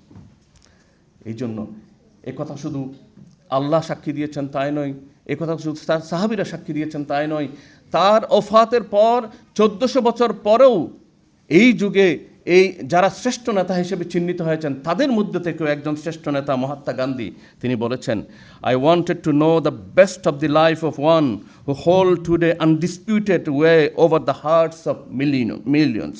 I became more than convinced that it was not the sword that won a place for Islam in those days. It was the rigid simplicity, the utter self-effacement of the Prophet, his scrupulous regards for his pledges, his intense devotion to his friends and followers. সংক্ষেপে কথা হচ্ছে, মহাত্মা গান্ধী বলেছেন, আমি আজকে জানতে চাই যে কোন জিনিসটা সেই নেতৃত্বের কোন কোয়ালিটিটা মিলিয়ন মানুষের অন্তরকে জয় করেছে, অন্তরের মধ্যে স্থান করে নিয়েছে সেটা। এবং আমি এটা কনভিন্স হয়েছি যে রসুল মুহাম্মদ তরবারি দিয়ে মানুষের মনকে জয় করেন নাই, ক্ষমতা দিয়ে দাপট দিয়ে মানুষের মনকে জয় করেন নাই, বরং তিনি তার সিম্পলিসিটি দিয়ে, তার উদারতা দিয়ে, তার নিঃস্বার্থ চরিত্র দিয়েই তিনি তার সঙ্গী সাথীদেরকে মিলিয়ন সঙ্গী সাথীদের মনকে জয় করেছেন। So this simplicity and this service is the one of the biggest quality of Prophet Muhammad Mustafa sallallahu alaihi wasallam, যেটা আমরা আজকের যুগে পাই না বললেই চলে। সেকেন্ড হচ্ছে, রসুল সাল্লাল্লাহু আলাইহি ওয়াসাল্লামের নেতৃত্ব ছিল জাস্টিস বা ইনসাফের বাস্তব প্রমাণ। তিনি ছিলেন ইনসাফের মূর্ত প্রতীক। আমরা জানি আল্লাহ পাক রব্বুল আলামিন বলেছেন, ইয়া আইয়ুহাল্লাযীনা আমানু কুনু কাওয়ামিনা বিল কিসত শুহাদাআ লিল্লাহ ওয়ালাউ আলা আনফুসিকুম আউল ওয়ালিদাইনি ওয়াল আকরাবিন। যে ও মানুষগুলো, ও বিশ্বাসীরা, তোমরা সততার উপর, সত্যের উপর, জাস্টিসের উপর, ইনসাফের উপর মজবুতভাবে দাঁড়িয়ে থাকো এবং আল্লাহ সাক্ষী দাও, সত্যের সাক্ষী দাও সব সময়। এমনকি এটা যদি তোমার নিজের নিকটাত্মীয় বা নিজের বাবা মার বিপক্ষেও হয়, তবু সত্যের উপর প্রতিষ্ঠিত থাকো। রসুল সাল্লাল্লাহু আলাইহি ওয়াসাল্লাম তার জিন্দেগিতে, তিনি যখন রাষ্ট্রপ্রধান ছিলেন সেই সময়ও তিনি প্রমাণ করেছেন আল্লাহ পাক রব্বুল আলামিন যে সত্যের উপর অটল থাকতে যে নির্দেশ দিয়েছেন সেই নির্দেশের উপর তিনি অটল ছিলেন। তিনি একদিন বলেছিলেন, এমনকি আমার মেয়ে, এবং রসুল সাল্লাল্লাহু আলাইহি ওয়াসাল্লাম আমাদের আগের বক্তার কথা থেকে আপনারা শুনেছেন তিনি সন্তানদেরকে কীভাবে মহব্বত করতেন। সেই সবচেয়ে আদরের সন্তানের কথা রেফারেন্স দিয়ে তিনি বলছেন, আমার মেয়ে ফাতেমাও যদি আজকে চুরি করত, আমি তার হাত কেটে দিতে কুণ্ঠাবোধ করতাম না। এভাবেই তিনি ইনসাফের পরাকাষ্ঠা প্রদর্শন করেছিলেন। এজন্য তার দুশ্মন যেই স্কলার তার বিরুদ্ধে লেখাটা দায়িত্ব মনে করতেন, এমন একজন স্কলার স্যার উইলিয়াম মুইর লিখেছেন, the prophet's integrity was conspicuous and unassailable. He gained and exercised influence by his personal qualities, not by the trapping of power. দুশ্মনরা পর্যন্ত রসুল সাল্লাল্লাহু আলাইহি ওয়াসাল্লামের জাস্টিস, রসুল সাল্লাল্লাহু আলাইহি ওয়াসাল্লামের ইনসাফের সাক্ষী দিতে বাধ্য হয়েছেন, এবং এটা ছিল তার নেতৃত্বের অন্যতম আরেকটি কোয়ালিটি। 3 নম্বর হচ্ছে, রসুল সাল্লাল্লাহু আলাইহি ওয়াসাল্লামের নেতৃত্ব ছিল দয়া এবং মহানুভবতার মূর্ত প্রতীক। দয়া এবং মহানুভবতা নিয়েই তিনি কিন্তু তার সঙ্গী সাথীদেরকে জয় করেছেন। শুধু তাই নয়, আপনি কি পৃথিবীতে এমন আর কোনো নেতা দেখছেন যে নেতা বিদায়ের 1500 বছর পরও তার নাম শুনলে চোখে পানি চলে আসে?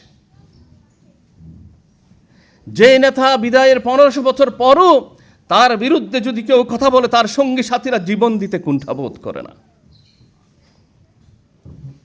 আমার ভাই এবং বোনেরা, বিশ্বাস করুন, আমি আজকে যখন এখানে আসছিলাম, আমি কি কথা বলবো এই নিয়ে চিন্তা করছিলাম। আমি আমার কান্নার সংবরণ করতে পারছিলাম না। রসুল সাল্লাল্লাহু আলাইহি ওয়াসাল্লামের কোয়ালিটিগুলো যখন আমি চিন্তা করছিলাম, আমি তখন ভাবছিলাম আমি খুবই ইমোশনাল হয়ে যাচ্ছি। Because this is the prophet, এটা আমাদের নবী, যিনি আমাদেরকে না দেখেও আমাদের প্রতি মহব্বত প্রকাশ করেছেন। ওয়ামা আরসালনাকা ইল্লা রাহমাতুল লিল আলামিন। অবশ্যই আমি আপনাকে দয়া এবং মহানুভবতার মূর্ত প্রতীক ছাড়া আর কিছু করে দুনিয়াতে পাঠায়নি, আল্লাহ সাক্ষী দিচ্ছে। এবং এই দয়া মায়ার ব্যাপারে হাজার এক্সাম্পল দেওয়া যাবে, আমার সময় নেই সেদিকে যাওয়ার কথা। ল্যামার্টাইন নামে একজন ফ্রেঞ্চ হিস্টোরিয়ান লিখেছেন, if greatness of purpose, smallness of means and astonishing result are the three criteria of human genius, who could dare to compare any great man in modern history with Muhammad? তার একজন অমুসলিম বলছে যে নেতৃত্বের শ্রেষ্ঠত্বের জন্য যতগুলো মিন আছে, এবং তিনি 3টা সেরা মিনসের কথা বলছেন, এগুলো যদি শ্রেষ্ঠত্বের মাপকাঠি হয়, পৃথিবীতে এমন কার সাহস আছে যে পৃথিবীর কোন নেতাকে মোহাম্মদের সাথে তুলনা করবে? দয়া এবং মায়ার দিক থেকে এক অতুলনীয় নেতৃত্ব হচ্ছে রাসূল করিম সাল্লাল্লাহু আলাইহি ওয়াসাল্লাম। এই জন্য আমরা আজকের দুনিয়াতে দেখি বড় বড় নেতারা নেতৃত্বের আসন থেকে যাওয়ার পরে হয় জেলে যেতে হয়, না হলে দেশ ছেড়ে নির্বাসিত জীবনযাপন করতে হয়। আর আমার প্রিয় নবী হযরত মুহাম্মদ মুস্তাফা সাল্লাল্লাহু আলাইহি ওয়াসাল্লাম জীবনের শেষ মুহূর্ত পর্যন্ত নেতৃত্বের আসনে ছিলেন। দুনিয়া থেকে বিদায় নেওয়ার পর 1500 বছর পরও আজও মানুষ তার জন্য কাঁদছে, আজও মানুষ তার জন্য কাঁদছে। এই কান্না ভালোবাসার কান্না। এই হচ্ছে আমাদের প্রিয় নবী। 4 নম্বর হচ্ছে রাসূল সাল্লাল্লাহু আলাইহি ওয়াসাল্লামের নেতৃত্ব হচ্ছে পরামর্শভিত্তিক নেতৃত্ব। তিনি কাউকে ইগনোর করেন নাই। আল্লাহ তার ব্যাপারে স্বয়ং আল্লাহ সাক্ষী দিয়েছেন, ফাবিমা রাহমাতিম মিনাল্লাহি লিনতা লাহুম ওয়ালাউ কুনতা ফাজ্জান গালিযাল কলব লানফাদ্দু মিন হাওলিক ফাআফু আনহুম ওয়াস্তাগফির লাহুম ওয়াশাওিরহুম ফিল আমর ফাইযা আযামতা ফাতাওয়াক্কাল আলাল্লাহ। হে নবী, এটা আল্লাহর পক্ষ থেকে আপনার প্রতি মহান রহমত, দয়া, যে আপনি আপনার সঙ্গী সাথীদের প্রতি অত্যন্ত রহমদিল। আপনি আপনার সঙ্গী সাথীদের প্রতি অত্যন্ত রহমদিল এবং আপনি ক্ষমাশীল। আপনি তাদেরকে ক্ষমা করেন এবং তাদের জন্য ক্ষমা প্রার্থনা করেন। আর আপনি যখন কোনো কাজ করেন তখন তাদের সাথে পরামর্শ করেই করেন। আল্লাহ নিজে সাক্ষী দিচ্ছেন এবং রাসূল সাল্লাল্লাহু আলাইহি ওয়াসাল্লাম কিন্তু আল্লাহ পাক রব্বুল আলামিন এই সাক্ষী এবং এই নির্দেশনাকে টু ফলো করেছেন। এই জন্য একজন ব্রিটিশ রাইটার থমাস কার্লাইল বলেছেন, a silent great soul, one of those who cannot but be earnest, he was to kindle the world's maker had ordered so. যে সারা দুনিয়াকে তিনি দয়া দিয়ে আলোকিত করেছেন। কেন? কারণ দুনিয়ার মালিক যিনি, তিনি তাকে এইভাবে দুনিয়াকে আলোকিত করতে বলেছেন। এবং অন্য আয়াতে আল্লাহ পাক রব্বুল আলামিন রাসূল সাল্লাল্লাহু আলাইহি ওয়াসাল্লাম এই জন্য বলছেন সিরাজাম মুনীরা, উজ্জ্বল নক্ষত্র। 5 নম্বর হচ্ছে রাসূল সাল্লাল্লাহু আলাইহি ওয়াসাল্লাম নেতৃত্ব দিয়েছেন বক্তৃতা দিয়ে নয়, কথা দিয়ে নয়, জোর দিয়ে নয়, বরং বাস্তব উদাহরণ দিয়ে। এই জন্য আল্লাহ বলেছেন লাকাদ কানা লাকুম ফি রাসূলিল্লাহি উসওয়াতুন হাসানাহ, যেটা আজকের মাহফিলের মেইন থিম। এক্ষেত্রে মাইকেল হার্ট, আপনারা অনেকেই জানেন, একটা বই লিখেছেন দি 100, সারা দুনিয়া থেকে বাছাই করা 100 জন মানুষের কথা তিনি লিখেছেন। সেই 100 বইয়ে তিনি রাসূল সাল্লাল্লাহু আলাইহি ওয়াসাল্লামকে নাম্বার 1 পজিশন দিয়েছেন, বেস্ট পজিশন দিয়েছেন, টপ পজিশন দিয়েছেন। এবং তিনি কেন রাসূল সাল্লাল্লাহু আলাইহি ওয়াসাল্লামকে 1 নম্বরে রেখেছেন 1400 বছর পরেও, তিনি এটা জাস্টিফাই করতে গিয়ে বলেছেন, my choice of Muhammad to lead the list of the world's most influential persons may surprise some readers and may be questioned by others, but he was the only man in history who was supremely successful on both the religious and secular level. Heart বলছে রাসূল সাল্লাল্লাহু আলাইহি ওয়াসাল্লাম শ্রেষ্ঠ ছিলেন শুধু আধ্যাত্মিকতার দিক থেকে নয়, দুনিয়ার যে কোনো বিচারে দুনিয়াতে নেতৃত্ব দেওয়ার যে কোনো বিচারে রাসূল সাল্লাল্লাহু আলাইহি ওয়াসাল্লাম ছিলেন শ্রেষ্ঠ। তিনি রোল মডেল, যে দোয়া আল্লাহ শিখিয়েছেন, ফিদ দুনিয়া হাসানা ওয়াফিল আখিরাতে হাসানা, তিনি প্রমাণ করেছেন। তার জীবন দিয়ে তিনি দুনিয়াতেও শ্রেষ্ঠত্ব প্রমাণ করেছেন। শ্রেষ্ঠ লিডার, শ্রেষ্ঠ পিতা, শ্রেষ্ঠ স্বামী, শ্রেষ্ঠ শাসক, শ্রেষ্ঠ সেনাপতি, শ্রেষ্ঠ ব্যবসায়ী, শ্রেষ্ঠ চিফ এক্সিকিউটিভ, শ্রেষ্ঠ সন্তান, তার সাথে সাথে আল্লাহর শ্রেষ্ঠ এবং সবচেয়ে বেশি মহব্বত অর্জনকারী আল্লাহর বান্দা। This is prophet Mohammad Mustafa সাল্লাল্লাহু আলাইহি ওয়াসাল্লাম। 6 নম্বর যেটা বলছি, ইমোশনাল ইন্টেলিজেন্স। আজকের যুগে লিডারশিপের জন্য ইমোশনাল ইন্টেলিজেন্স হচ্ছে সবচেয়ে একটি গুরুত্বপূর্ণ গুণ। রাসূল সাল্লাল্লাহু আলাইহি ওয়াসাল্লাম এটারও মূর্ত প্রতীক ছিলেন। অনেক এক্সাম্পল আছে, আপনারা দেখতে পাবেন যে রাসূল সাল্লাল্লাহু আলাইহি ওয়াসাল্লাম যখন কঠিন অবস্থায় ছিলেন, তার সাহাবীরা যখন প্রায় বিমর্ষ হয়ে যাচ্ছিল, তখনও কিন্তু আমরা দেখেছি তার সাহস। তায়েফে সেটা আমরা দেখেছি, হিজরতের সময় দেখেছি। দুশমন গর্তের কিনারে এসে গেছে, রাসূল সাল্লাল্লাহু আলাইহি ওয়াসাল্লাম বলছেন তার সঙ্গে আবু বকর অত্যন্ত ভীত সন্ত্রস্ত হয়ে গেছেন। রাসূলুল্লাহ কামলি বলছেন, লা তাহজান ইন্নাল্লাহা মা'ানা। হ্যাঁ, ভয় পেও না, আল্লাহ আমাদের সাথে আছেন। এবং তিনি আরেকটা বিপদের সময় তিনি বলেছেন আমাদের জন্য এখন বিরাট একটা লেসন আছে। Know that victory comes with passions, relief with অ্যাফ্লিকশন and is with hardship. মনে রাখো যে বিজয় আসে ধৈর্যের মাধ্যমে, বিজয় আসে এবং সহজতা আসে হচ্ছে কাঠিন্যের মাধ্যমে, অ্যাফ্লিকশন রিলিফ আসে হচ্ছে অ্যাফ্লিকশনের মাধ্যমে। এটা মনে রাখতে হবে আমাদেরকে। আল্লাহ টেস্ট করবেন, ওয়ালা নাবলুওয়ান্নাকুম বিশাইইম মিনাল খাউফি ওয়াল জু'i ওয়া নাকসিম মিনাল আমওয়ালি ওয়াল আনফুসি ওয়াস সামারাত ওয়া বাশশিরিস সাবিরিন। তারই রিফ্লেকশন দেখিয়েছেন রাসূল সাল্লাল্লাহু আলাইহি ওয়াসাল্লাম। মানে 8 নম্বর যেটা বলতে চাচ্ছি সেটা হচ্ছে লিডারশিপ মানে হচ্ছে গ্লোবাল ভিশন। আর আমরা রাসূল সাল্লাল্লাহু আলাইহি ওয়াসাল্লামের মধ্যে দেখি শুধু ভিশন নয়, আমি বলি রাসূল সাল্লাল্লাহু আলাইহি ওয়াসাল্লামের নেতৃত্বের কোয়ালিটিগুলোর মধ্যে যদি আপনি 3টা কোয়ালিটি দেখেন, সবচেয়ে আল্লাহর প্রতি রিলায়েন্সের পর দি মোস্ট ইম্পর্টেন্ট কোয়ালিটি রাসূল সাল্লাল্লাহু আলাইহি ওয়াসাল্লাম ছিল, সেটা হচ্ছে কম্পেলিং ভিশন। ওনার শুধু ভিশনই ছিল না, হিজ ভিশন ওয়াজ এ কম্পেলিং ভিশন। কোনো কিছুই তাকে তার ভিশন থেকে সরাতে পারে নাই। তায়েফের নির্যাতন, শেবা আবু তালিবের জেল জুলুম, কোনো কিছুই তাকে তার ভিশন থেকে সরাতে পারেনি, তার উত্তম আচরণ থেকে তাকে বিচ্যুত করতে পারেনি। এবং সেজন্যই একজন দার্শনিক বলেছেন, it is impossible for anyone who studied the life and character of the great prophet of Arabia, who knows how he taught and how he lived, to feel anything but reverence for that mighty prophet, one of the greatest messenger of the Supreme. এরপরে 9 নম্বর যেটা বলতে চাই সেটা হচ্ছে leadership হচ্ছে, আজকের যুগের লিডাররা সবাই এরকম জালেম হয়ে যায় কেন? তাদের কোনো অ্যাকাউন্টেবিলিটি নাই, তাদের কোনো জবাবদিহিতার কোনো অনুভূতি নাই। রাসূল সাল্লাল্লাহু আলাইহি ওয়াসাল্লাম দুনিয়াতে থাকতেই বেহেশতের সুসংবাদ পেয়েছেন, সকল গুনাহ মাফ হয়ে গেছে। তারপরও তিনি দিনে 70 বার, কোনো রেওয়ায়াত মতে 100 বার, কোনো 300 বারের অধিক তওবা করতেন। কি জন্য? আল্লাহর কাছে জবাবদিহির অনুভূতি। আল্লাহ যেভাবে প্রশ্ন করতেন, ইয়া আইয়ুহাল ইনসান মা গাররাকা বিরাব্বিকাল কারীম আল্লাযী খালাকাকা ফাসাওয়াকা ফাআদালাকা ফি আইয়ি সূরাতিন মা শাআ রাক্কাবাক কাল্লা বাল তুকাযযিবুনা বিদ্দীন। রাসূল সাল্লাল্লাহু আলাইহি ওয়াসাল্লাম এই জন্য সবসময় সতর্ক ছিলেন জবাবদিহির ব্যাপারে।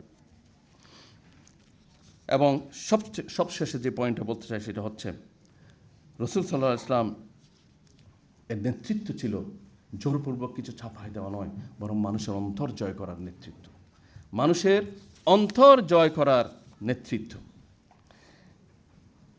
এজন্য জর্জ বার্নার্ড শ লিখেছেন, I believe that if a man like him were to assume the dictatorship of the modern world, he would succeed in solving its problem in a way that would bring it much needed peace and happiness. George Bernard Shaw বলছে, even prophet Muhammad যদি একজন dictator হইতেন, তিনি যদি আজকের দুনিয়াতে শাসক হিসেবে থাকতেন, দুনিয়াতে শান্তি এবং সুখ ছাড়া আর কিছুই থাকতো না। এ কথা একজন মুসলমানের কথা নয়, একজন অমুসলিম গবেষকের কথা।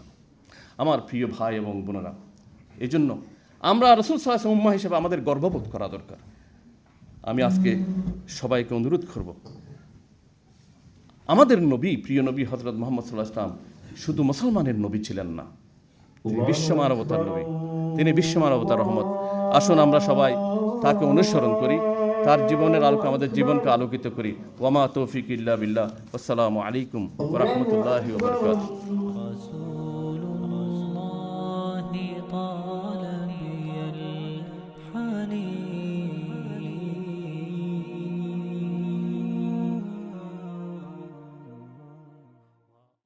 رسول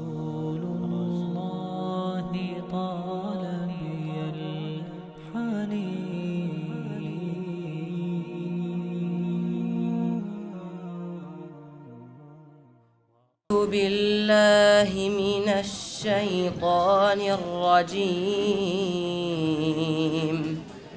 بسم الله الرحمن الرحيم. لقد كان لكم في رسول الله أسوة حسنة لمن كان يرجو الله واليوم الآخر وذكر الله كثيرا. ولما رأى المؤمنون الأحزاب قالوا هذا ما وعدنا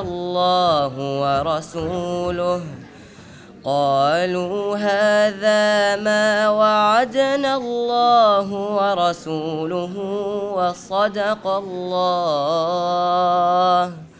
وصدق الله ورسوله وما زادهم إلا إيمانا وتسليما. من المؤمنين رجال صدقوا ما عاهدوا الله عليه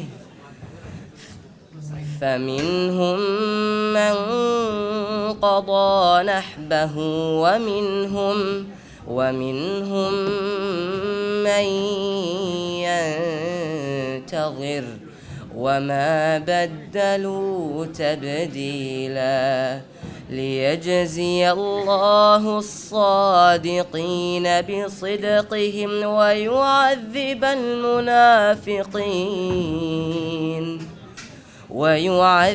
المنافقين إن شاء أو يتوب عليهم إن الله كان غفورا رحيما. ورد الله الذين كفروا بغيظهم لم ينالوا خيرا وكفى الله المؤمنين القتال وكان الله قويا عزيزا. وأنزل الذين ظاهروهم من أهل الكتاب من صياصيهم وقذف في قلوبهم الرعب فريقا تقتلون وتأسرون فريقا وأورثكم أرضهم وديارهم وأموالهم وأرضا لم تطئوها وكان الله على كل شيء قديرا. صدق الله العظيم. ما شاء الله. الحمد لله. تكبير الله أكبر. جزاكم الله خيرا. Ahmad Muhammad, he is the winner of Voice of Oneness 2024. Alhamdulillah. Very beautiful recitation. Allah subhanahu wa ta'ala accept his beautiful recitation. MashaAllah. Alhamdulillah, আমাদের সামনে আরো 4 জন সম্মানিত বক্তা রয়েছে। বিভিন্ন বিষয়ে তারা ইনশাআল্লাহ আলোচনা করবেন। জাযাকুমুল্লাহু খাইরান দর্শকবৃন্দ এবং যারা এই মুহূর্তে শুনছেন। আলহামদুলিল্লাহ, মুসলিম কমিউনিটি অ্যাসোসিয়েশনস এবং টিভি ওয়ানের মাধ্যমে আমাদের আজকের এই সিরাতুন নবী কনফারেন্সে এই মুহূর্তে ইনশাআল্লাহ অত্যন্ত গুরুত্বপূর্ণ একটা বিষয়, যে বিষয় হচ্ছে যে রাসূল করিম সাল্লাল্লাহু আলাইহি সাল্লাম কীভাবে মানুষের সাথে কথা বলতেন। আমরা জানি যে কথা বলাটাই হচ্ছে মানুষের সাথে সম্পর্ক তৈরি করার সর্বপ্রথম মাধ্যম। এজন্য রাসূলের কাছে যারা আসতো, তার ঘুর বিরোধীরা, তার শত্রুরা, এমনকি যাকে তারা হত্যা পর্যন্ত করে আসতো, তারাও রাসূল সাল্লাল্লাহু আলাইহি সাল্লামের কথা শুনে বিগলিত হয়ে যেত।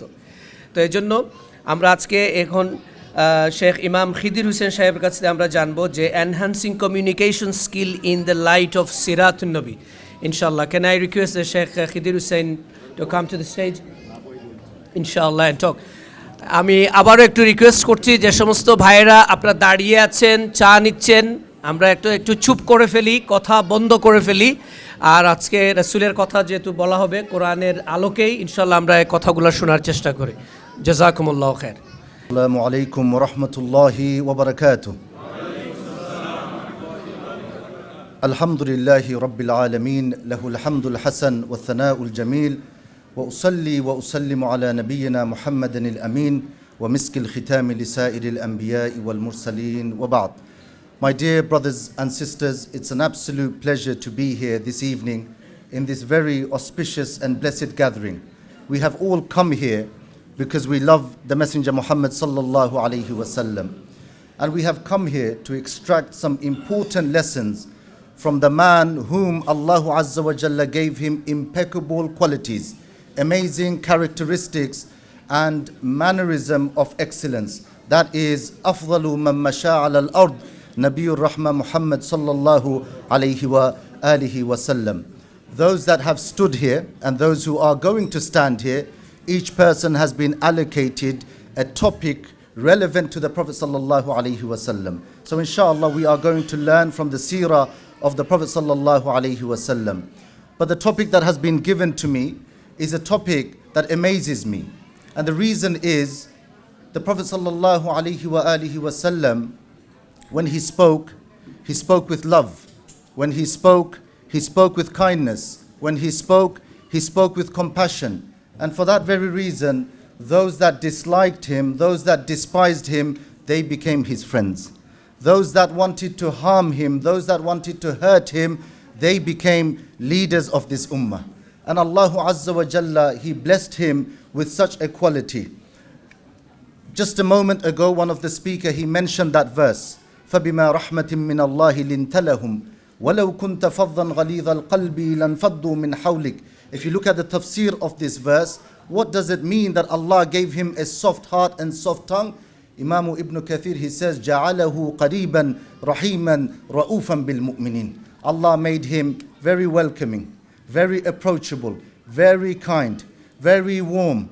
And with these qualities, he earned the hearts and the minds of the people. And we are all here because we love him.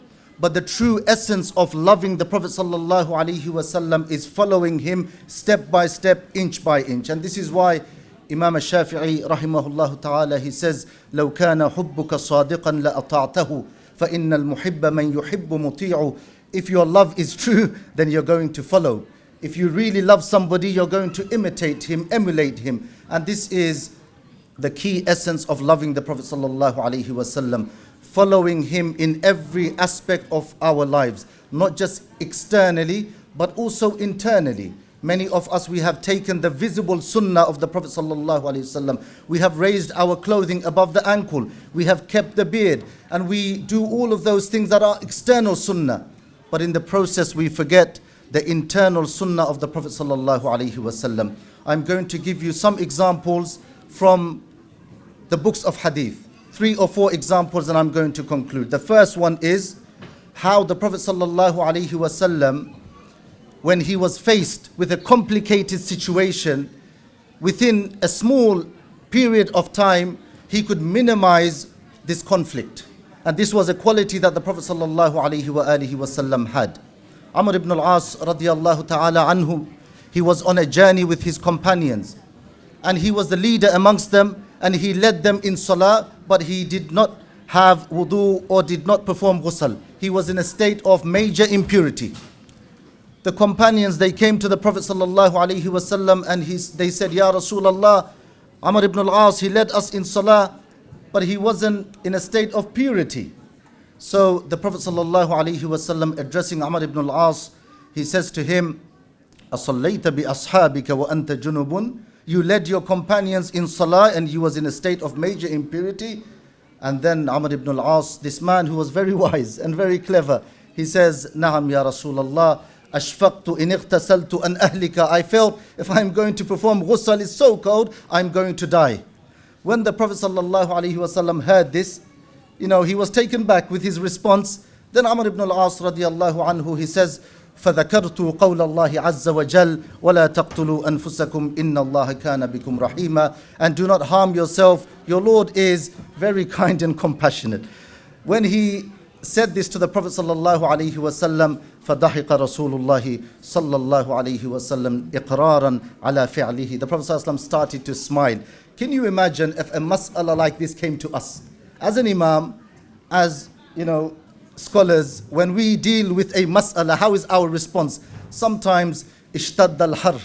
We become very angry with the person. This man led many of the companions in salah without ghusl, and he needed to perform ghusl, but he led them in such a state. Yet the Prophet ﷺ responded in the affirmative, responded with love and compassion.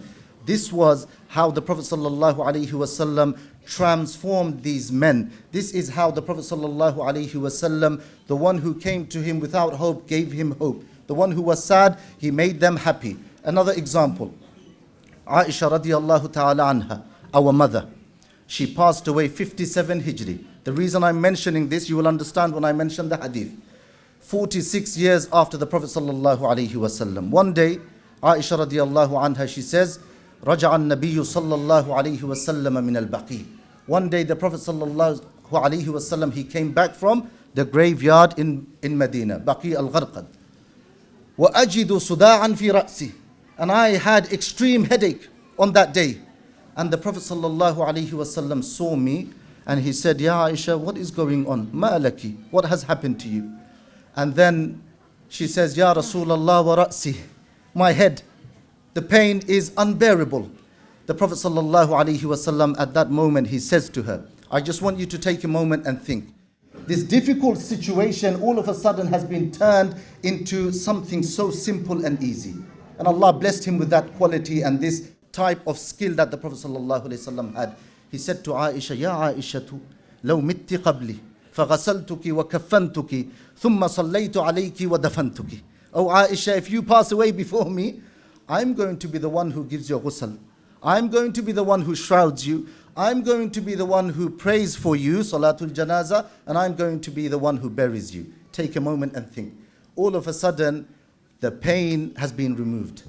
The sweetness of the good news has removed her pain. This is how the Prophet ﷺ communicated. 46 years after Aisha radiallahu anha passed away, she is much younger. The reason I mention this is the Prophet ﷺ perhaps knew that Aisha is not going to pass away before me, but he wanted to give her comfort. He wanted to give her ease, and he wanted to calm the situation. This is the communication skills of the Prophet sallallahu alaihi wasallam. Another example. This companion, he comes to the Prophet sallallahu alaihi wasallam, Ya Rasulullah, I've made a big mistake. I've done something I shouldn't do. The Prophet sallallahu alaihi wasallam, smiling at him, he said, Hal sallayta ma'ana? Did you pray with us? And the companion, he says, Ya Rasulullah, na'am, kuntu ma'akum, I was with you. And then the Prophet sallallahu alaihi wasallam looks at him and he says, قَدْ غَفَرَ اللَّهُ لَكَ. Allah has forgiven you. Look at his response. At that moment, he could have said to him, well, that is the penalty for this. And this is the penalty you have to pay because you made this mistake. He didn't say this. At that moment, a man who came so sad, hopeless, but he was honest because he wanted the response of the Prophet ﷺ. The Prophet ﷺ showed him immense love. And on that note, another hadith. This companion, he comes and he says, Ya Rasulullah, halaktu, I'm destroyed. And the Prophet ﷺ says, Ma laka, what has happened to you? And he says, Waqa'tu ala imra'ati wa ana sa'imun. I had physical relation with my wife in the month of Ramadan. The Prophet ﷺ says, well, the Quran says, Shahrayni mutatabi'ayni. You have to pay penalty, fast for 2 months consecutively. He says, Ya Rasulullah, I'm not physically able. So then the Prophet ﷺ says, well, you have another option. Are you able to free a slave? He said, Ya Rasulullah, I can't do that. Are you able to feed poor people? He says, Ya Rasulullah, I can't. And in the meantime, a big amount of charity is being presented to the Prophet ﷺ. And then the Prophet ﷺ hands it over to him to distribute. And he says, Ya Rasulullah, I can't fast. I can't free a slave. I can't feed the poor. There is no one more poor than me in Medina. So the Prophet ﷺ gave him the dates.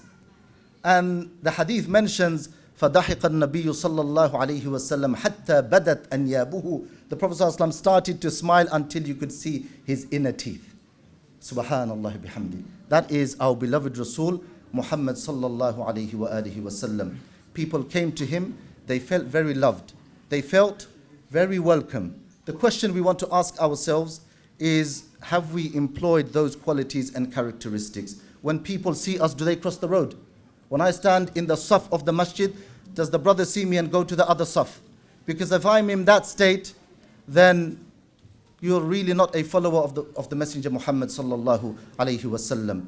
Your mannerism, your code of conduct, your behavior, your ethics, your morals, all of that needs to be in line with the teaching of the Prophet sallallahu alayhi wasallam. And this is what Allah Azza wa Jalla blessed him with, amazing level of character that the Prophet sallallahu alayhi wasallam he had. Those of us who are actively involved in da'wah work, whether you are part of MCA or any other da'wah that you are doing, one of the most important qualities that are needed for a da'i ilallah in light of the characteristic of the Prophet sallallahu alaihi wasallam is the ability to communicate with people, to earn their hearts and the minds of the people. I leave you with what Hafidh ibn al-Qayyim rahimahullah ta'ala, he says, الدين كله خلق فمن زاد عليك في الخلق زاد عليك في الدين. This whole religion is good mannerism, good behavior, good code of conduct. Anyone who is better than you in manners, remember they are better than you in religious commitment. The person who loves you because of your approach, the way you are to them, remember this is a true illustration of following the sunnah of Muhammad sallallahu alayhi wa alihi wasallam. We ask Allah Azza wa Jalla to give us the tawfiq to follow the best of creation, Muhammad sallallahu alayhi wasallam, step by step, inch by inch, in every aspect of our lives. وصلى الله وسلم على نبينا محمد وآله وصحبه وسلم. জাযাকুমুল্লাহু খায়র। আলহামদুলিল্লাহ, আমরা অত্যন্ত সুন্দর আলোচনা শুনছিলাম ইমাম শেখ খিদির হোসেনের কাছ থেকে।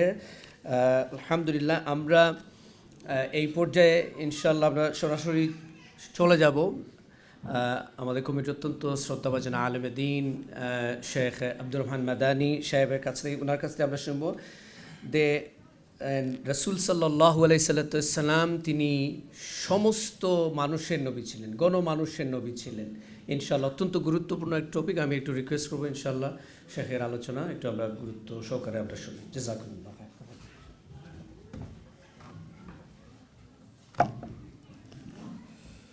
السلام عليكم ورحمة الله وبركاته. أحمد الله حمد الشاكرين وأصلي وأسلم على النبي الأمين وعلى آله الطيبين الطاهرين وصحبه أجمعين، وبعد.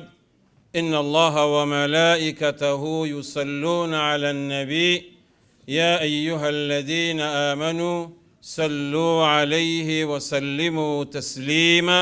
اللهم صل على محمد وعلى آل محمد كما صليت على إبراهيم وعلى آل إبراهيم إنك حميد مجيد. Can everybody join me please? اللهم بارك على محمد وعلى آل محمد كما باركت على إبراهيم وعلى آل إبراهيم إنك حميد مجيد.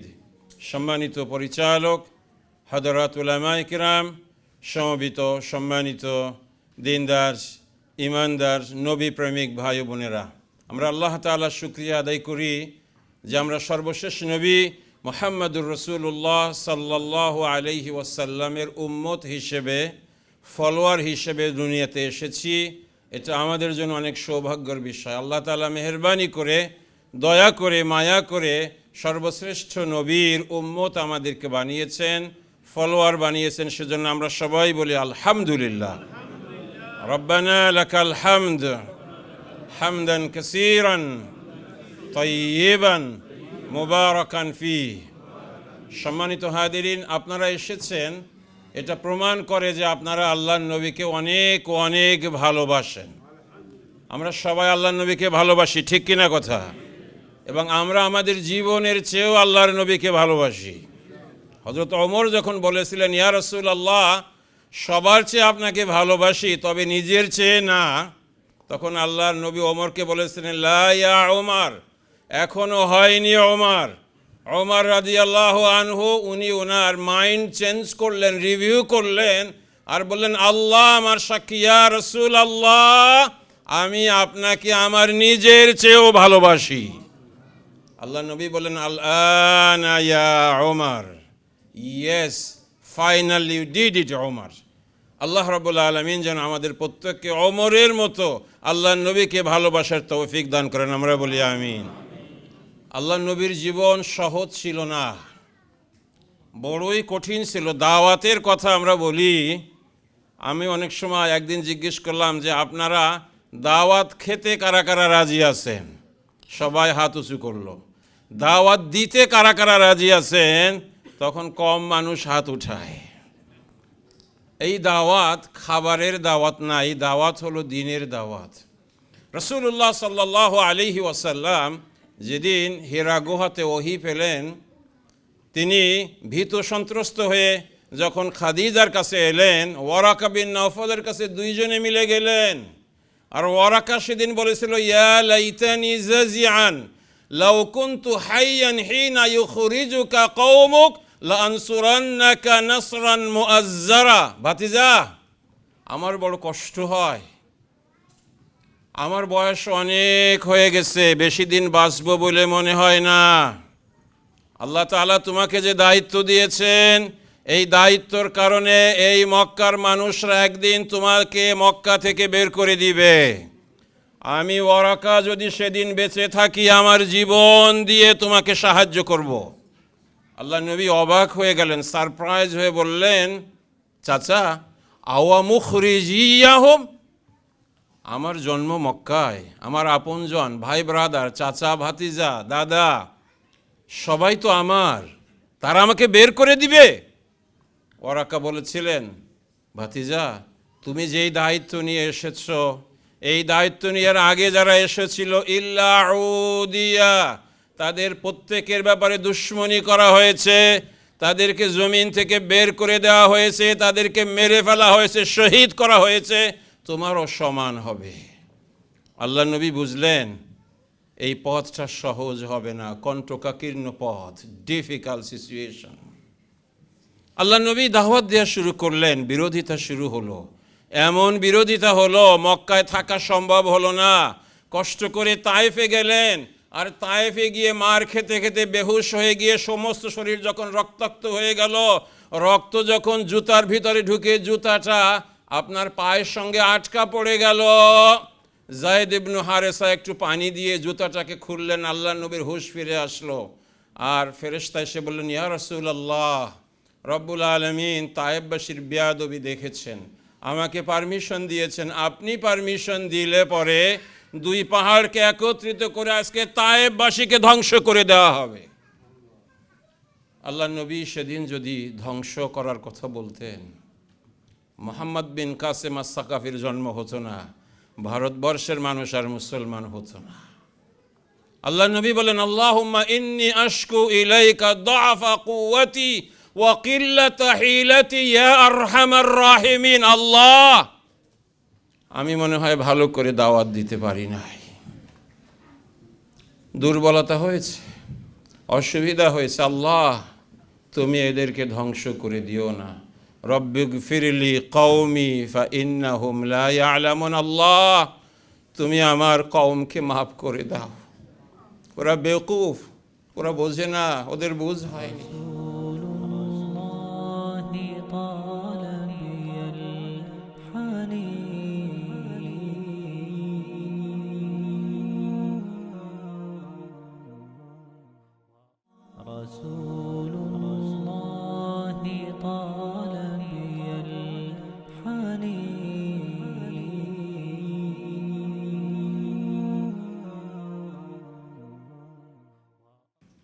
আল্লাহ নবী মক্কায় ফিরে আসতে পারলেন না, চারদিক থেকে ব্যারিয়ার দেয়া হলো, পেট্রোল দেওয়া হলো, আপদ গেছে যেন ঢুকতে না পারে।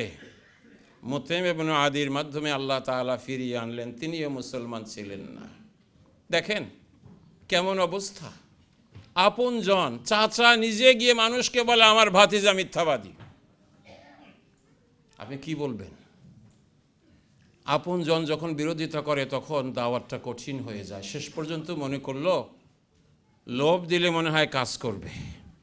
আল্লাহ নবীকে ডেকে বলা হলো চাচা চলে যাবেন। চাচা চলে যাওয়ার আগে লিডার একত্রিত হয়ে বলল তোমার ভাতিজার সঙ্গে দফা রফা হয়ে যাক, পয়সা চাইলে পয়সা নিক, লিডার হইতে চাইলে তাকে লিডার বানাবো আমরা, ভালো মহিলা বিয়ে করতে চাই বিয়ে করাবো, অসুস্থ হলে চিকিৎসা করাবো। আবু তালেব ডেকে বললেন ভাতিজা এদের থেকে শ্রেষ্ঠ মানুষ মক্কায় কেউ নাই, দেখো কম্প্রোমাইজ করা যায় কিনা। আল্লাহ নবী সুন্দরভাবে শুনে স্ট্রংলি বললেন ওয়াল্লাহি লা ওয়াদাউ শামসা ফি ইয়ামিনি ওয়াল কামারা ফি ইয়াসারি আলা আন আতরুকা হাযাল আমর মা তারাকতুহু ইল্লা আন উহলাকা দুনা আও আইয়ুযহিরাহুল্লাহ। মুরব্বীরা সবাই শুনে নেন, চাচা আপনিও শোনেন, আল্লাহর কসম করে বলি তারা যদি আসমানের সূর্য আমার ডান হাতে এনে দেয়, আসমানের চাঁদটাকে আমার বাম হাতে এনে দেয় আর এনে দিয়ে বলে অসম্ভবকে সম্ভব করেছি মুহাম্মদ, তুমি কালিমার দাওয়াতকে ছেড়ে দাও, আল্লাহর কসম করে বলি আমি এই কালিমার দাওয়াতকে ছাড়বো না, ছাড়বো না, ছাড়বো না। আব্দুল্লাহ বিন মাসউদ রাদিয়াল্লাহু আনহুর একটা ঘটনা আছে, 1-2 মিনিট আমি বলি, কারণ দাওয়াত যে এত কষ্টের পথ, দাওয়াত যে এত কঠিন, দাওয়াত যে এত সবরের প্রয়োজন। আল্লাহর রহমত আসে কিন্তু সহজে না। মার খেতে খেতে যখন রক্তাক্ত হতে হতে মতিহার যখন রক্তাক্ত হয়ে যায়, তার 30-35 বছর পরে বিজয় আসে, এর আগে আসে না। যেখানে নাম নেওয়া যায় না সেখানে আল্লাহ বিজয় দিয়ে দেন। যেখানে জঙ্গলের মধ্যে পাহাড়ের মধ্যে আমাদের ভাইদের লাশ খুঁজে পাওয়া যায় না, সময় চলে যায় কিন্তু আল্লাহর রহমত আসে। মাতা নাসরুল্লাহ আলা ইন্না নাসরুল্লাহি করিব। আল্লাহ সাহায্য কখন আসবে? আল্লাহ বলেন আল্লাহর সাহায্য অতি নিকটে, তোমরা তাড়াহুড়ো করো না।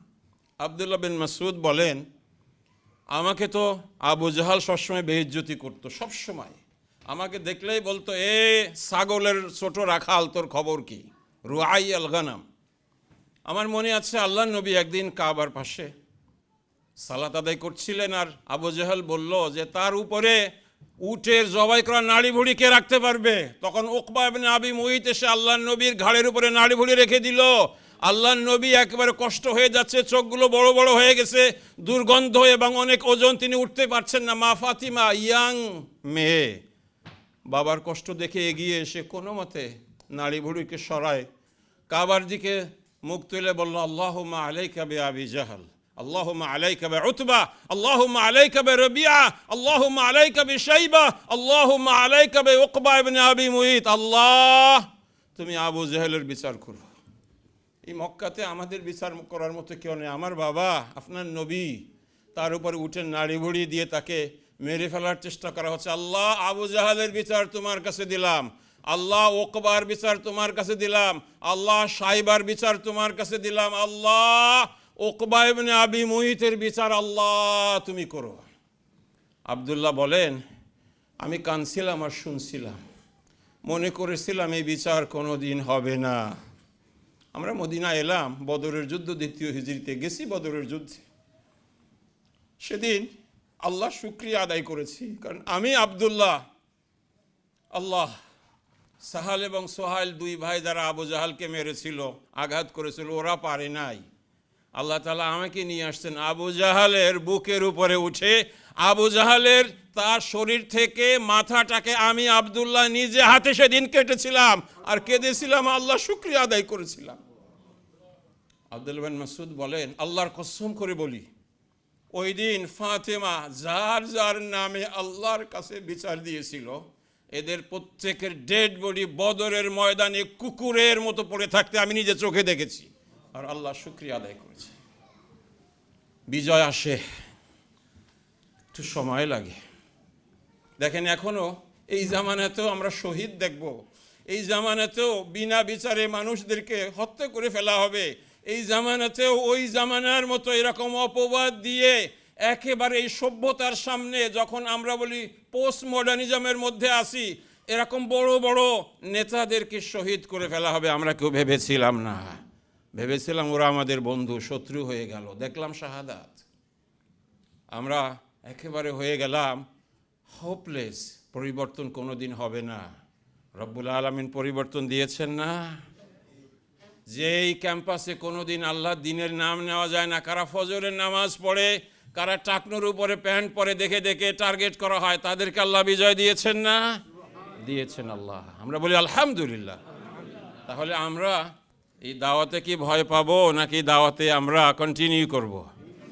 আল্লাহ নবী চলে গেছেন, আপনাকে এই দিনই দাওয়াতের দায়িত্ব দিয়ে গেছেন। আল্লাহ নবী চলে গেছেন, আপনাকে এই কাফেলার নেতৃত্ব দেওয়ার দায়িত্ব দিয়েছেন। Every single one of you, এই উম্মতের প্রত্যেকজন ভাই এবং বোন, আপনার উপরে দাওয়াতে কাজ করাটা ফরজ। আল্লাহ নবী বলে গেছেন, বাল্লিগু আন্নি ওয়ালাউ আয়া, আমার পক্ষ থেকে পৌঁছাবে মানুষের কাছে, যদি একটা আয়াত হয়, একটা কথা হয়। আপনি শুধু জানেন লা ইলাহা ইল্লাল্লাহ মুহাম্মাদুর রাসূলুল্লাহ, এতটুকু পৌঁছানো আপনার দায়িত্ব। আপনার নিজস্ব অ্যাবিলিটি অনুযায়ী দাওয়াতি কাজ ইন্ডিভিজুয়ালি আলা সাবিলিল ইনফিরাদ, এটা ফরদ কিফায়া না ফরদ আইন। আপনার যতটুকুন ইস্তিতাআত আছে, এতটুকুন যা জানবেন তা আপনি মানুষের কাছে পৌঁছাবেন। আমরা কি দায়িত্ব পালন করতে পারবো? কারা কারা পারবেন একটু আমাকে হাত দেখান ইনশাআল্লাহ। আল্লাহু আকবার। আল্লাহ তুমি হাতগুলোকে কবুল আর মঞ্জুর করো। রসুল আমার ভালোবাসা, রসুল আমার আলো আশা, রসুল আমার প্রেম বিরহের মূল আলোচনা,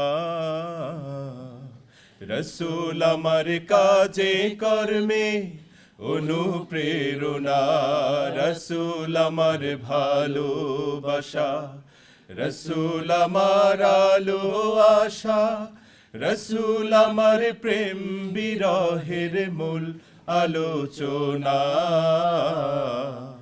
রসুল আমার কাজে কর্মে অনুপ্রেরণা, রসুল আমার ভালোবাসা। যখন দারুণ দুঃখ নামে আমার জীবন জুড়ে, বিপদ আপদ মুসিবতে মরি পুড়ে পুড়ে, যখন দারুণ দুঃখ নামে আমার জীবন জুড়ে, বিপদ আপদ মুসিবতে মরি পুড়ে পুড়ে, তখন তোমার শৈশব কৈশোর যোগায় সান্ত্বনা,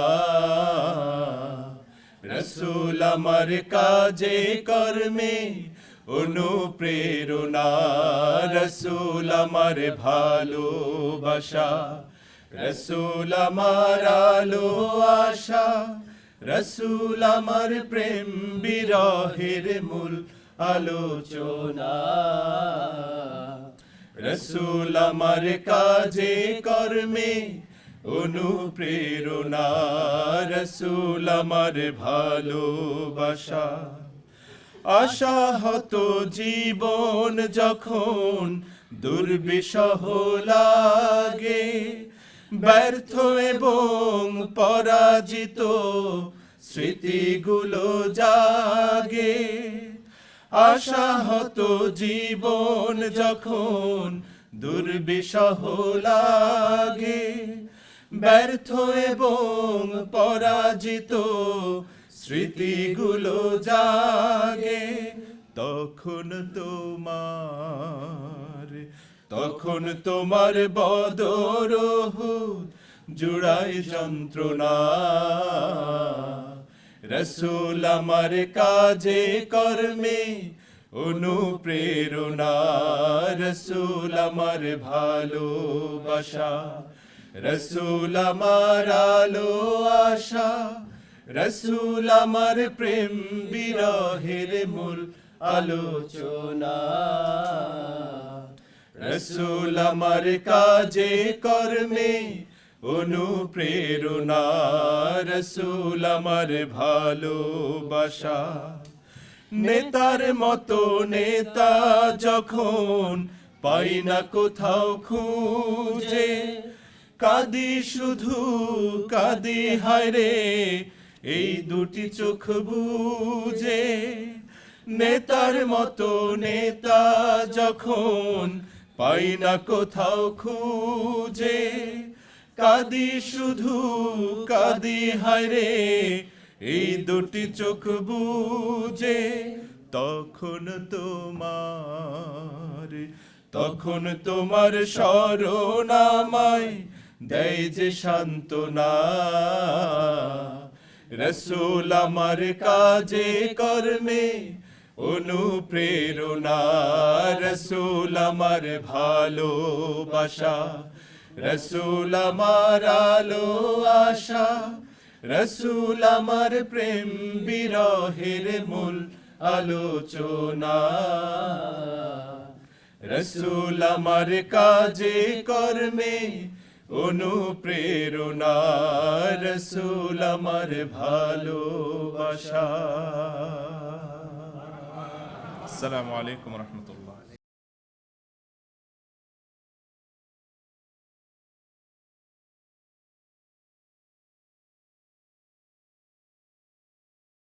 আলহামদুলিল্লাহ আমাদের সম্মানিত দুইজন আলোচক অলরেডি আপনারা স্টেজে এসেছেন। ইনশাআল্লাহ আমরা এই মুহূর্তে শেখ মুস্তাফা ফারাদি আলহামদুলিল্লাহ আমাদের সবার প্রিয় পরিচিত এমসি এর ফর্মার দায়িত্বশীল এবং অসংখ্য অগণিত ইসলামী বইয়ের লেখক, আমাদের অনেকেরই মেন্টর। আমি সম্মানিত শেখকে রাসূল সাল্লাল্লাহু আলাইহি ওয়াসাল্লাম যে গণমানুষের নবী ছিলেন আসলে অত্যন্ত গুরুত্বপূর্ণ আলোচনা। ইনশাআল্লাহ আমি তার উপরে ছেড়ে দিচ্ছি, ইনশাআল্লাহ তিনি আলোচনা করবেন। আপনারা সবাই একটু ধৈর্য সহকারে শুনুন। জাযাকুমুল্লাহ। আলহামদুলিল্লাহ রাব্বিল আলামিন আসসালাতু ওয়াসসালামু আলা আশরাফিল আমবিয়া ওয়াল মুরসালিন ওয়া আলা আলিহি ওয়া সাহবিহি আজমাইন। জাযাকুমুল্লাহ খাইরান। সম্মানিত পরিচালক ভাই ও বোনেরা, আসসালামু আলাইকুম ওয়া রাহমাতুল্লাহি তাআলা ওয়া বারাকাতুহু। মাত্র কয়েক মিনিট সময়, নামাজের পরে আমরা আসতে চাই না। তো আমি তো ঘরের মানুষ, ঠিক আছে, এখানেরই মানুষ। মেজবানদের একজন আমাদের মাহমুদুল হাসান সাহেব মাদ্দাজুল্লাহুল আলী, উনি মেহমান এসেছেন। ওনাকে বাকি যে সময়টা আছে এই সময়টা আমি দিয়ে দিচ্ছি। আমার এই বিষয়ের আলোচনা কোনো এক সময় ইনশাআল্লাহ আল্লাহ তাআলা সুযোগ দিলে করা যাবে। আমি শুধু একটা হাদিসেই আপনাদের সামনে আলোচনা পড়ে তর্জমা করে আমি শেষ করব। আবি যাররিন ও আবি হুরায়রা, আবু হুরায়রা দুজন জলিলুল কদর সাহাবী, তারা দুজনে বলেছেন কানা রাসূলুল্লাহ সাল্লাল্লাহু আলাইহি ওয়াসাল্লাম ইয়াজলিসু বাইনা যহরাই আসহাবি, যে রাসূল আকরাম সাল্লাল্লাহু আলাইহি ওয়াসাল্লাম সাহাবীদের সাথে একসাথে বসতেন, একসাথে থাকতেন। ওকে, ফায়াজিউল গারিব, তখন কোনো একজন আগন্তুক যদি আসতেন, ফালা ইয়াদরি আইয়ুহুম হুয়া, সে বুঝতে পারতো না যে নবী কোনজন। একজন যে চিনত না, অপরিচিত লোক আসলে নবী কোনজন তার চেনার কোনো উপায় ছিল না। হাত্তা ইয়াসআল, জিজ্ঞাসা করা ছাড়া, জিজ্ঞাসা করতে হইতে হয় যে নবী কোনজন। এর মানে কি? উনি কি একই রকম কাপড় পরতেন না বিভিন্ন কাপড় পরতেন? কি মনে হয়? একই রকমের। তারপরে সার্কেলে বসতেন না, উনি একটু উপরে বসতেন, এক সাইডে বাকিরা সামনে বসতেন। কীভাবে বসতেন? মনে হয় এমনভাবে বসতেন, এমন কাপড় পরতেন, এমনভাবে কথা বলতেন, তিনি তাদেরই একজন। এভাবেই জনমানুষের নবী তিনি ছিলেন। That was my subject. এই হাদিসটাই আমাদের যদি আমরা চিন্তা করি তাহলে আমরা বুঝতে পারবো যে আমরা যারা জনমানুষের নেতা হতে চাই তাদের কেমন হওয়া উচিত। আজকাল তো হলো আরও হাদিস আছে, বলা যাবে না এখন, সময় যেহেতু নাই। আজকাল আমাদের নেতা যারা, তারা হচ্ছে মালিক, তারা হচ্ছেন উচ্চ পর্যায়ের লোক, উচ্চ মানের লোক, তারা সম্ভ্রান্ত পরিবারের লোক, সাধারণ মানুষ তারা নয়। তো এখান থেকে আমরা ইনশাআল্লাহ শিক্ষা গ্রহণ করব। আরও অনেক হাদিস আপনাদের সামনে আগে বলা হয়েছে। আল্লাহ পাক রব্বুল ইজ্জত আমাদেরকে তৌফিক দান করেন যে আমাদের প্রত্যেকটা পদে পদে আমরা নবীর যেন পদাঙ্ক অনুসরণ করতে পারি। আল্লাহ তাআলা আমাদেরকে তৌফিক দান করুন। আসসালামু আলাইকুম ওয়া রাহমাতুল্লাহ। জাযাকাল্লাহ খায়ের উস্তাদ মুসাদ্দিন ফারাদি। আসলে প্রোগ্রামের যেহেতু এত টাইট সময় হয়ে গেছে, তার জন্য ইনশাল্লাহ যেহেতু প্রমিস করেছেন অন্য এক সময় এই বিষয়ে আলোচনা করবেন, ইনশাল্লাহ আমরা তার কাছে আলোচনা শুনে নেব। রাসূল সাল্লাল্লাহু আলাইহি ওয়াসাল্লাম জীবনে আসলে 1 ঘন্টা 2 ঘন্টা, একদিন, 1 মাস, 1 বছর কোনো কিছুতেই কিন্তু লিখে এবং বলে শেষ করার মতো নয়, সেটা আমরা জানি। যার জন্য রাসূল সাল্লাল্লাহু আলাইহি ওয়াসাল্লামের ওফাতের পর এখন থেকে একটা নয় হাজার হাজার লক্ষ লক্ষ সিরাত কিন্তু লেখা হচ্ছে, আগামীতে লেখা হবে, কিয়ামতের আগ পর্যন্ত লেখা হবে ইনশাআল্লাহ। আমাদের আজকের সিরাতুন নবী কনফারেন্সের সর্বশেষ সম্মানিত আলোচক, আমাদের কমিউনিটির অত্যন্ত শ্রদ্ধাভাজন আলেম দ্বীন, বিশিষ্ট ইসলামী চিন্তাবিদ, টিভি ওয়ানের সম্মানিত ডাইরেক্টর, ইমাম এবং খতিব শেখ মাহমুদুল হাসান সাহেবকে আমি রিকোয়েস্ট করবো ইনশাল্লাহ তার আলোচনা রাখার জন্য, ইনশাআল্লাহ তাআলা। জাযাকুমুল্লাহ। আসসালামু আলাইকুম ওয়া রাহমাতুল্লাহি ওয়া বারাকাতুহু। আলহামদুলিল্লাহি হামদান কাসীরান তাইয়িবান মুবারাকান ফীহি ওয়াসসালাতু ওয়াসসালামু আলা সাইয়্যিদিল আমবিয়াই ওয়াল মুরসালিন ওয়া আলা আলিহি ওয়া আসহাবিহি আজমাইন। আমি অত্যন্ত সৌভাগ্যবান, আমরা সকলেই সৌভাগ্যবান যে রাসূলুল্লাহ সাল্লাল্লাহু আলাইহি ওয়াসাল্লামের সিরাতের উপর আজকের এই অনুষ্ঠানে আমরা অংশগ্রহণ করতে পেরেছি। মহান রব্বুল আলামিন আমাদের আশাকে, আমাদের বসাকে, আমাদের পরিশ্রমকে, সময়কে যেন আল্লাহ কবুল করে নেন। আমি কৃতজ্ঞতা প্রকাশ করছি আমাদের মুরব্বী শেখ মুসলিউদ্দিন ফারাদি সাহেবকে, তিনি তার সময় আমাকে দিয়ে দিয়েছেন। আমার চিন্তা ছিল আমারটা পুরাটা ওনাকে দেব, ওনার বরকতপূর্ণ কথা শুনব, কিন্তু তিনি আগেই এগিয়ে গিয়েছেন এবং ওনার সময় আমাকে দিয়েছেন।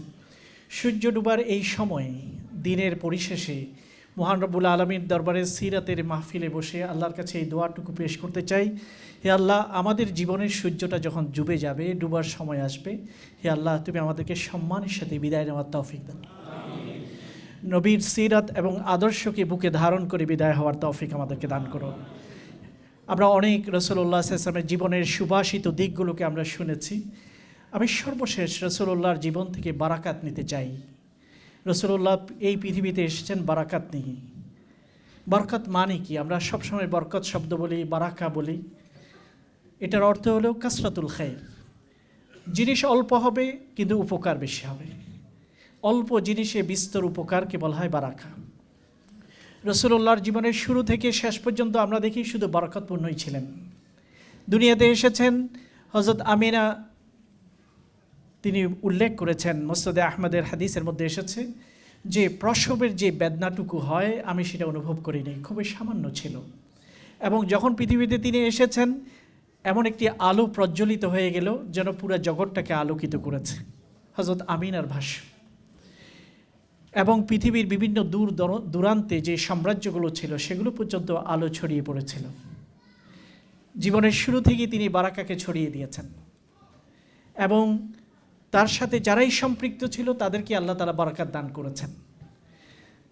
তার প্রথম যার থেকে তিনি দুধ পান করেছেন সুয়াইবা।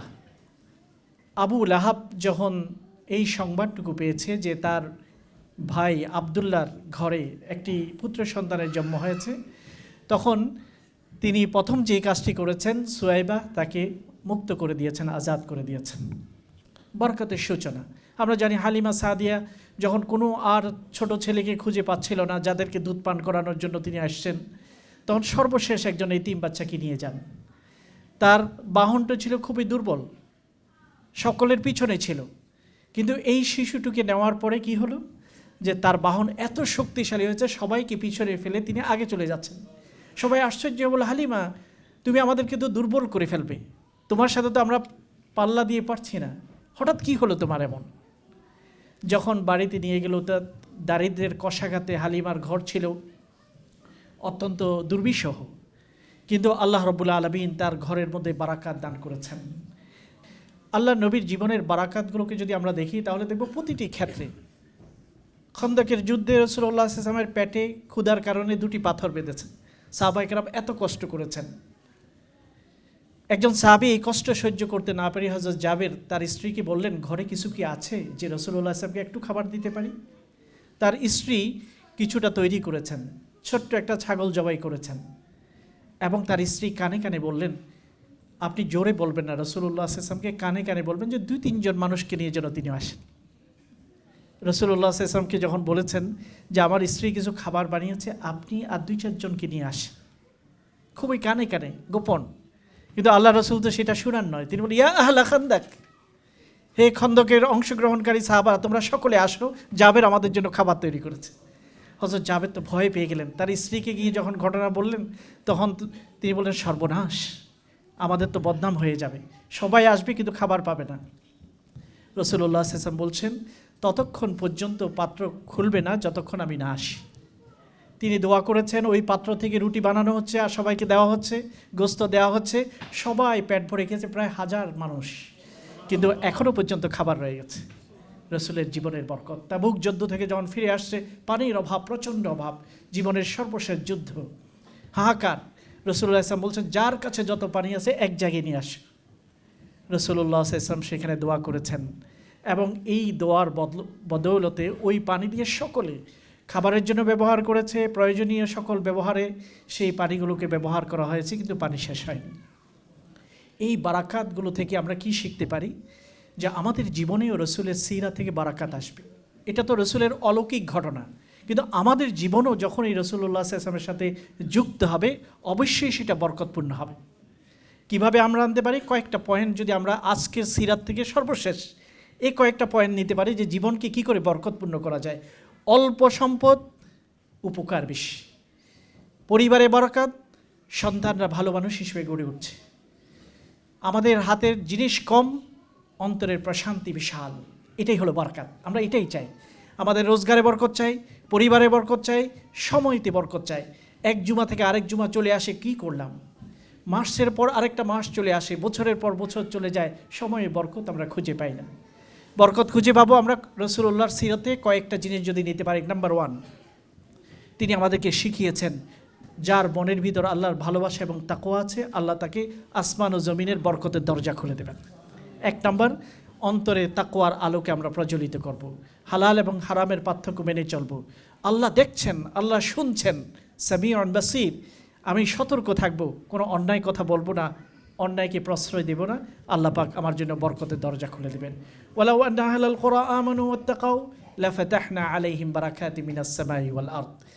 2 নাম্বার, যখনই আল্লাহ রাব্বুল আলামিন আমাদেরকে সুযোগ দেবেন, যা কিছু দেন ওটার উপর আমরা ধৈর্য ধারণ করব এবং আল্লাহর কাছে এই দোয়া করব, আল্লাহুম্মা বারিক লি ফিমা আতাইতানি। রাসূলুল্লাহ সাল্লাল্লাহু আলাইহি ওয়াসাল্লাম তার প্রিয় নাতিকে হাসানকে শিক্ষা দিয়েছেন, ভিতরের নামাজে তুমি এটা পড়ো। যে দোয়া করুনটা আমরা রমাদানে শুনি, আল্লাহুম্মা দিনা ফিমান হাদাইত ওয়া আফিনা ফিমা আফাইত, সেখানে আছে ওয়া বারিক লানা ফিমা আতাইত। হে আল্লাহ, যা কিছু দিয়েছে ওটাতে বরকত দাও। আল্লাহ রাব্বুল আলামিন এই দোয়ার বিনিময়ে আমাদেরকে বরকত দান করবেন। রাসূলুল্লাহ থেকে শেখা দোয়াগুলো আমরা পড়ব। আল্লাহুম্মা ইন্নী আসআলুকা আন তুবারিকা ফি সামঈ ওয়া ফি বসরি ওয়া ফি খালকি ওয়া ফি খুলুকি। এই দোয়াগুলোর ভিতরে আল্লাহ বলছেন, আল্লাহ রাসূল বলছেন, হে আল্লাহ, আমার শরীরে বরকত দাও, হায়াতে বরকত দাও, বিদ্যুতে বরকত দাও, সব জায়গায় বরকত দাও। দোয়ার মাধ্যমে আমরা রাসূলের শিখানো দোয়াগুলো থেকে বরকত অর্জন করতে পারি। জীবনটি ফুলে ফলে ধন্য হয়ে যাবে, সুশোভিত হবে, আলোকিত হবে। এবং 3 নম্বর, আমরা যখন খাবার খাবো প্রতিটি পরিবারে এটা নিয়ম থাকবে যে সবাই একসাথে খাবো। একজন সাহাবী এসে বললেন, ইয়া রাসূলুল্লাহ, আমরা খাবার খাই মনে হয় পেট ভরে না। তখন জিজ্ঞাসা করলেন, তোমরা কি পৃথক পৃথক খাও? তখন রাসূল বলছেন, জি, আমরা পৃথক পৃথক খাই। তখন তিনি বলছেন, না, এই যে তামিউ আলা তাআমিকুম, খাবার একসাথে খাবে, ইউবারাক আলাইকুম, তখন আল্লাহর পক্ষ থেকে বারাকা আসবে। প্রতিটি ঘরে লাঞ্চ, ডিনার এগুলো একসাথে হতে হবে, তাহলে আল্লাহর পক্ষ থেকে মায়া মমতা আসবে, আল্লাহর পক্ষ থেকে বারাকাত আসবে। রাসূলুল্লাহর সবচেয়ে বড় অলৌকিক ঘটনা ছিল কোরআন। এবং আল্লাহ রাব্বুল আলামিন বলছেন, কিতাবুন উনজিলা ইলাইকা মুবারাক, এই কিতাবটা হচ্ছে তোমার কাছে বরকতের সোর্স হিসেবে দেওয়া হয়েছে। প্রতিদিন কোরআনকে স্পর্শ করব, প্রতিদিন কোরআনের একটি আয়াত হলেও পড়ব। যারা কোরআনে কারীম নিজে পড়বে, পরিবারের সন্তানরা পড়বে, পরিবারের মহিলারা পড়বে, সেই ঘরে অবশ্যই বরকতের দরজা খুলে যাবে। মহান রাব্বুল আলামিন আমাদেরকে যেন এই বরকতগুলো অর্জন করার তৌফিক দান করেন। জাযাকুমুল্লাহ খায়রান।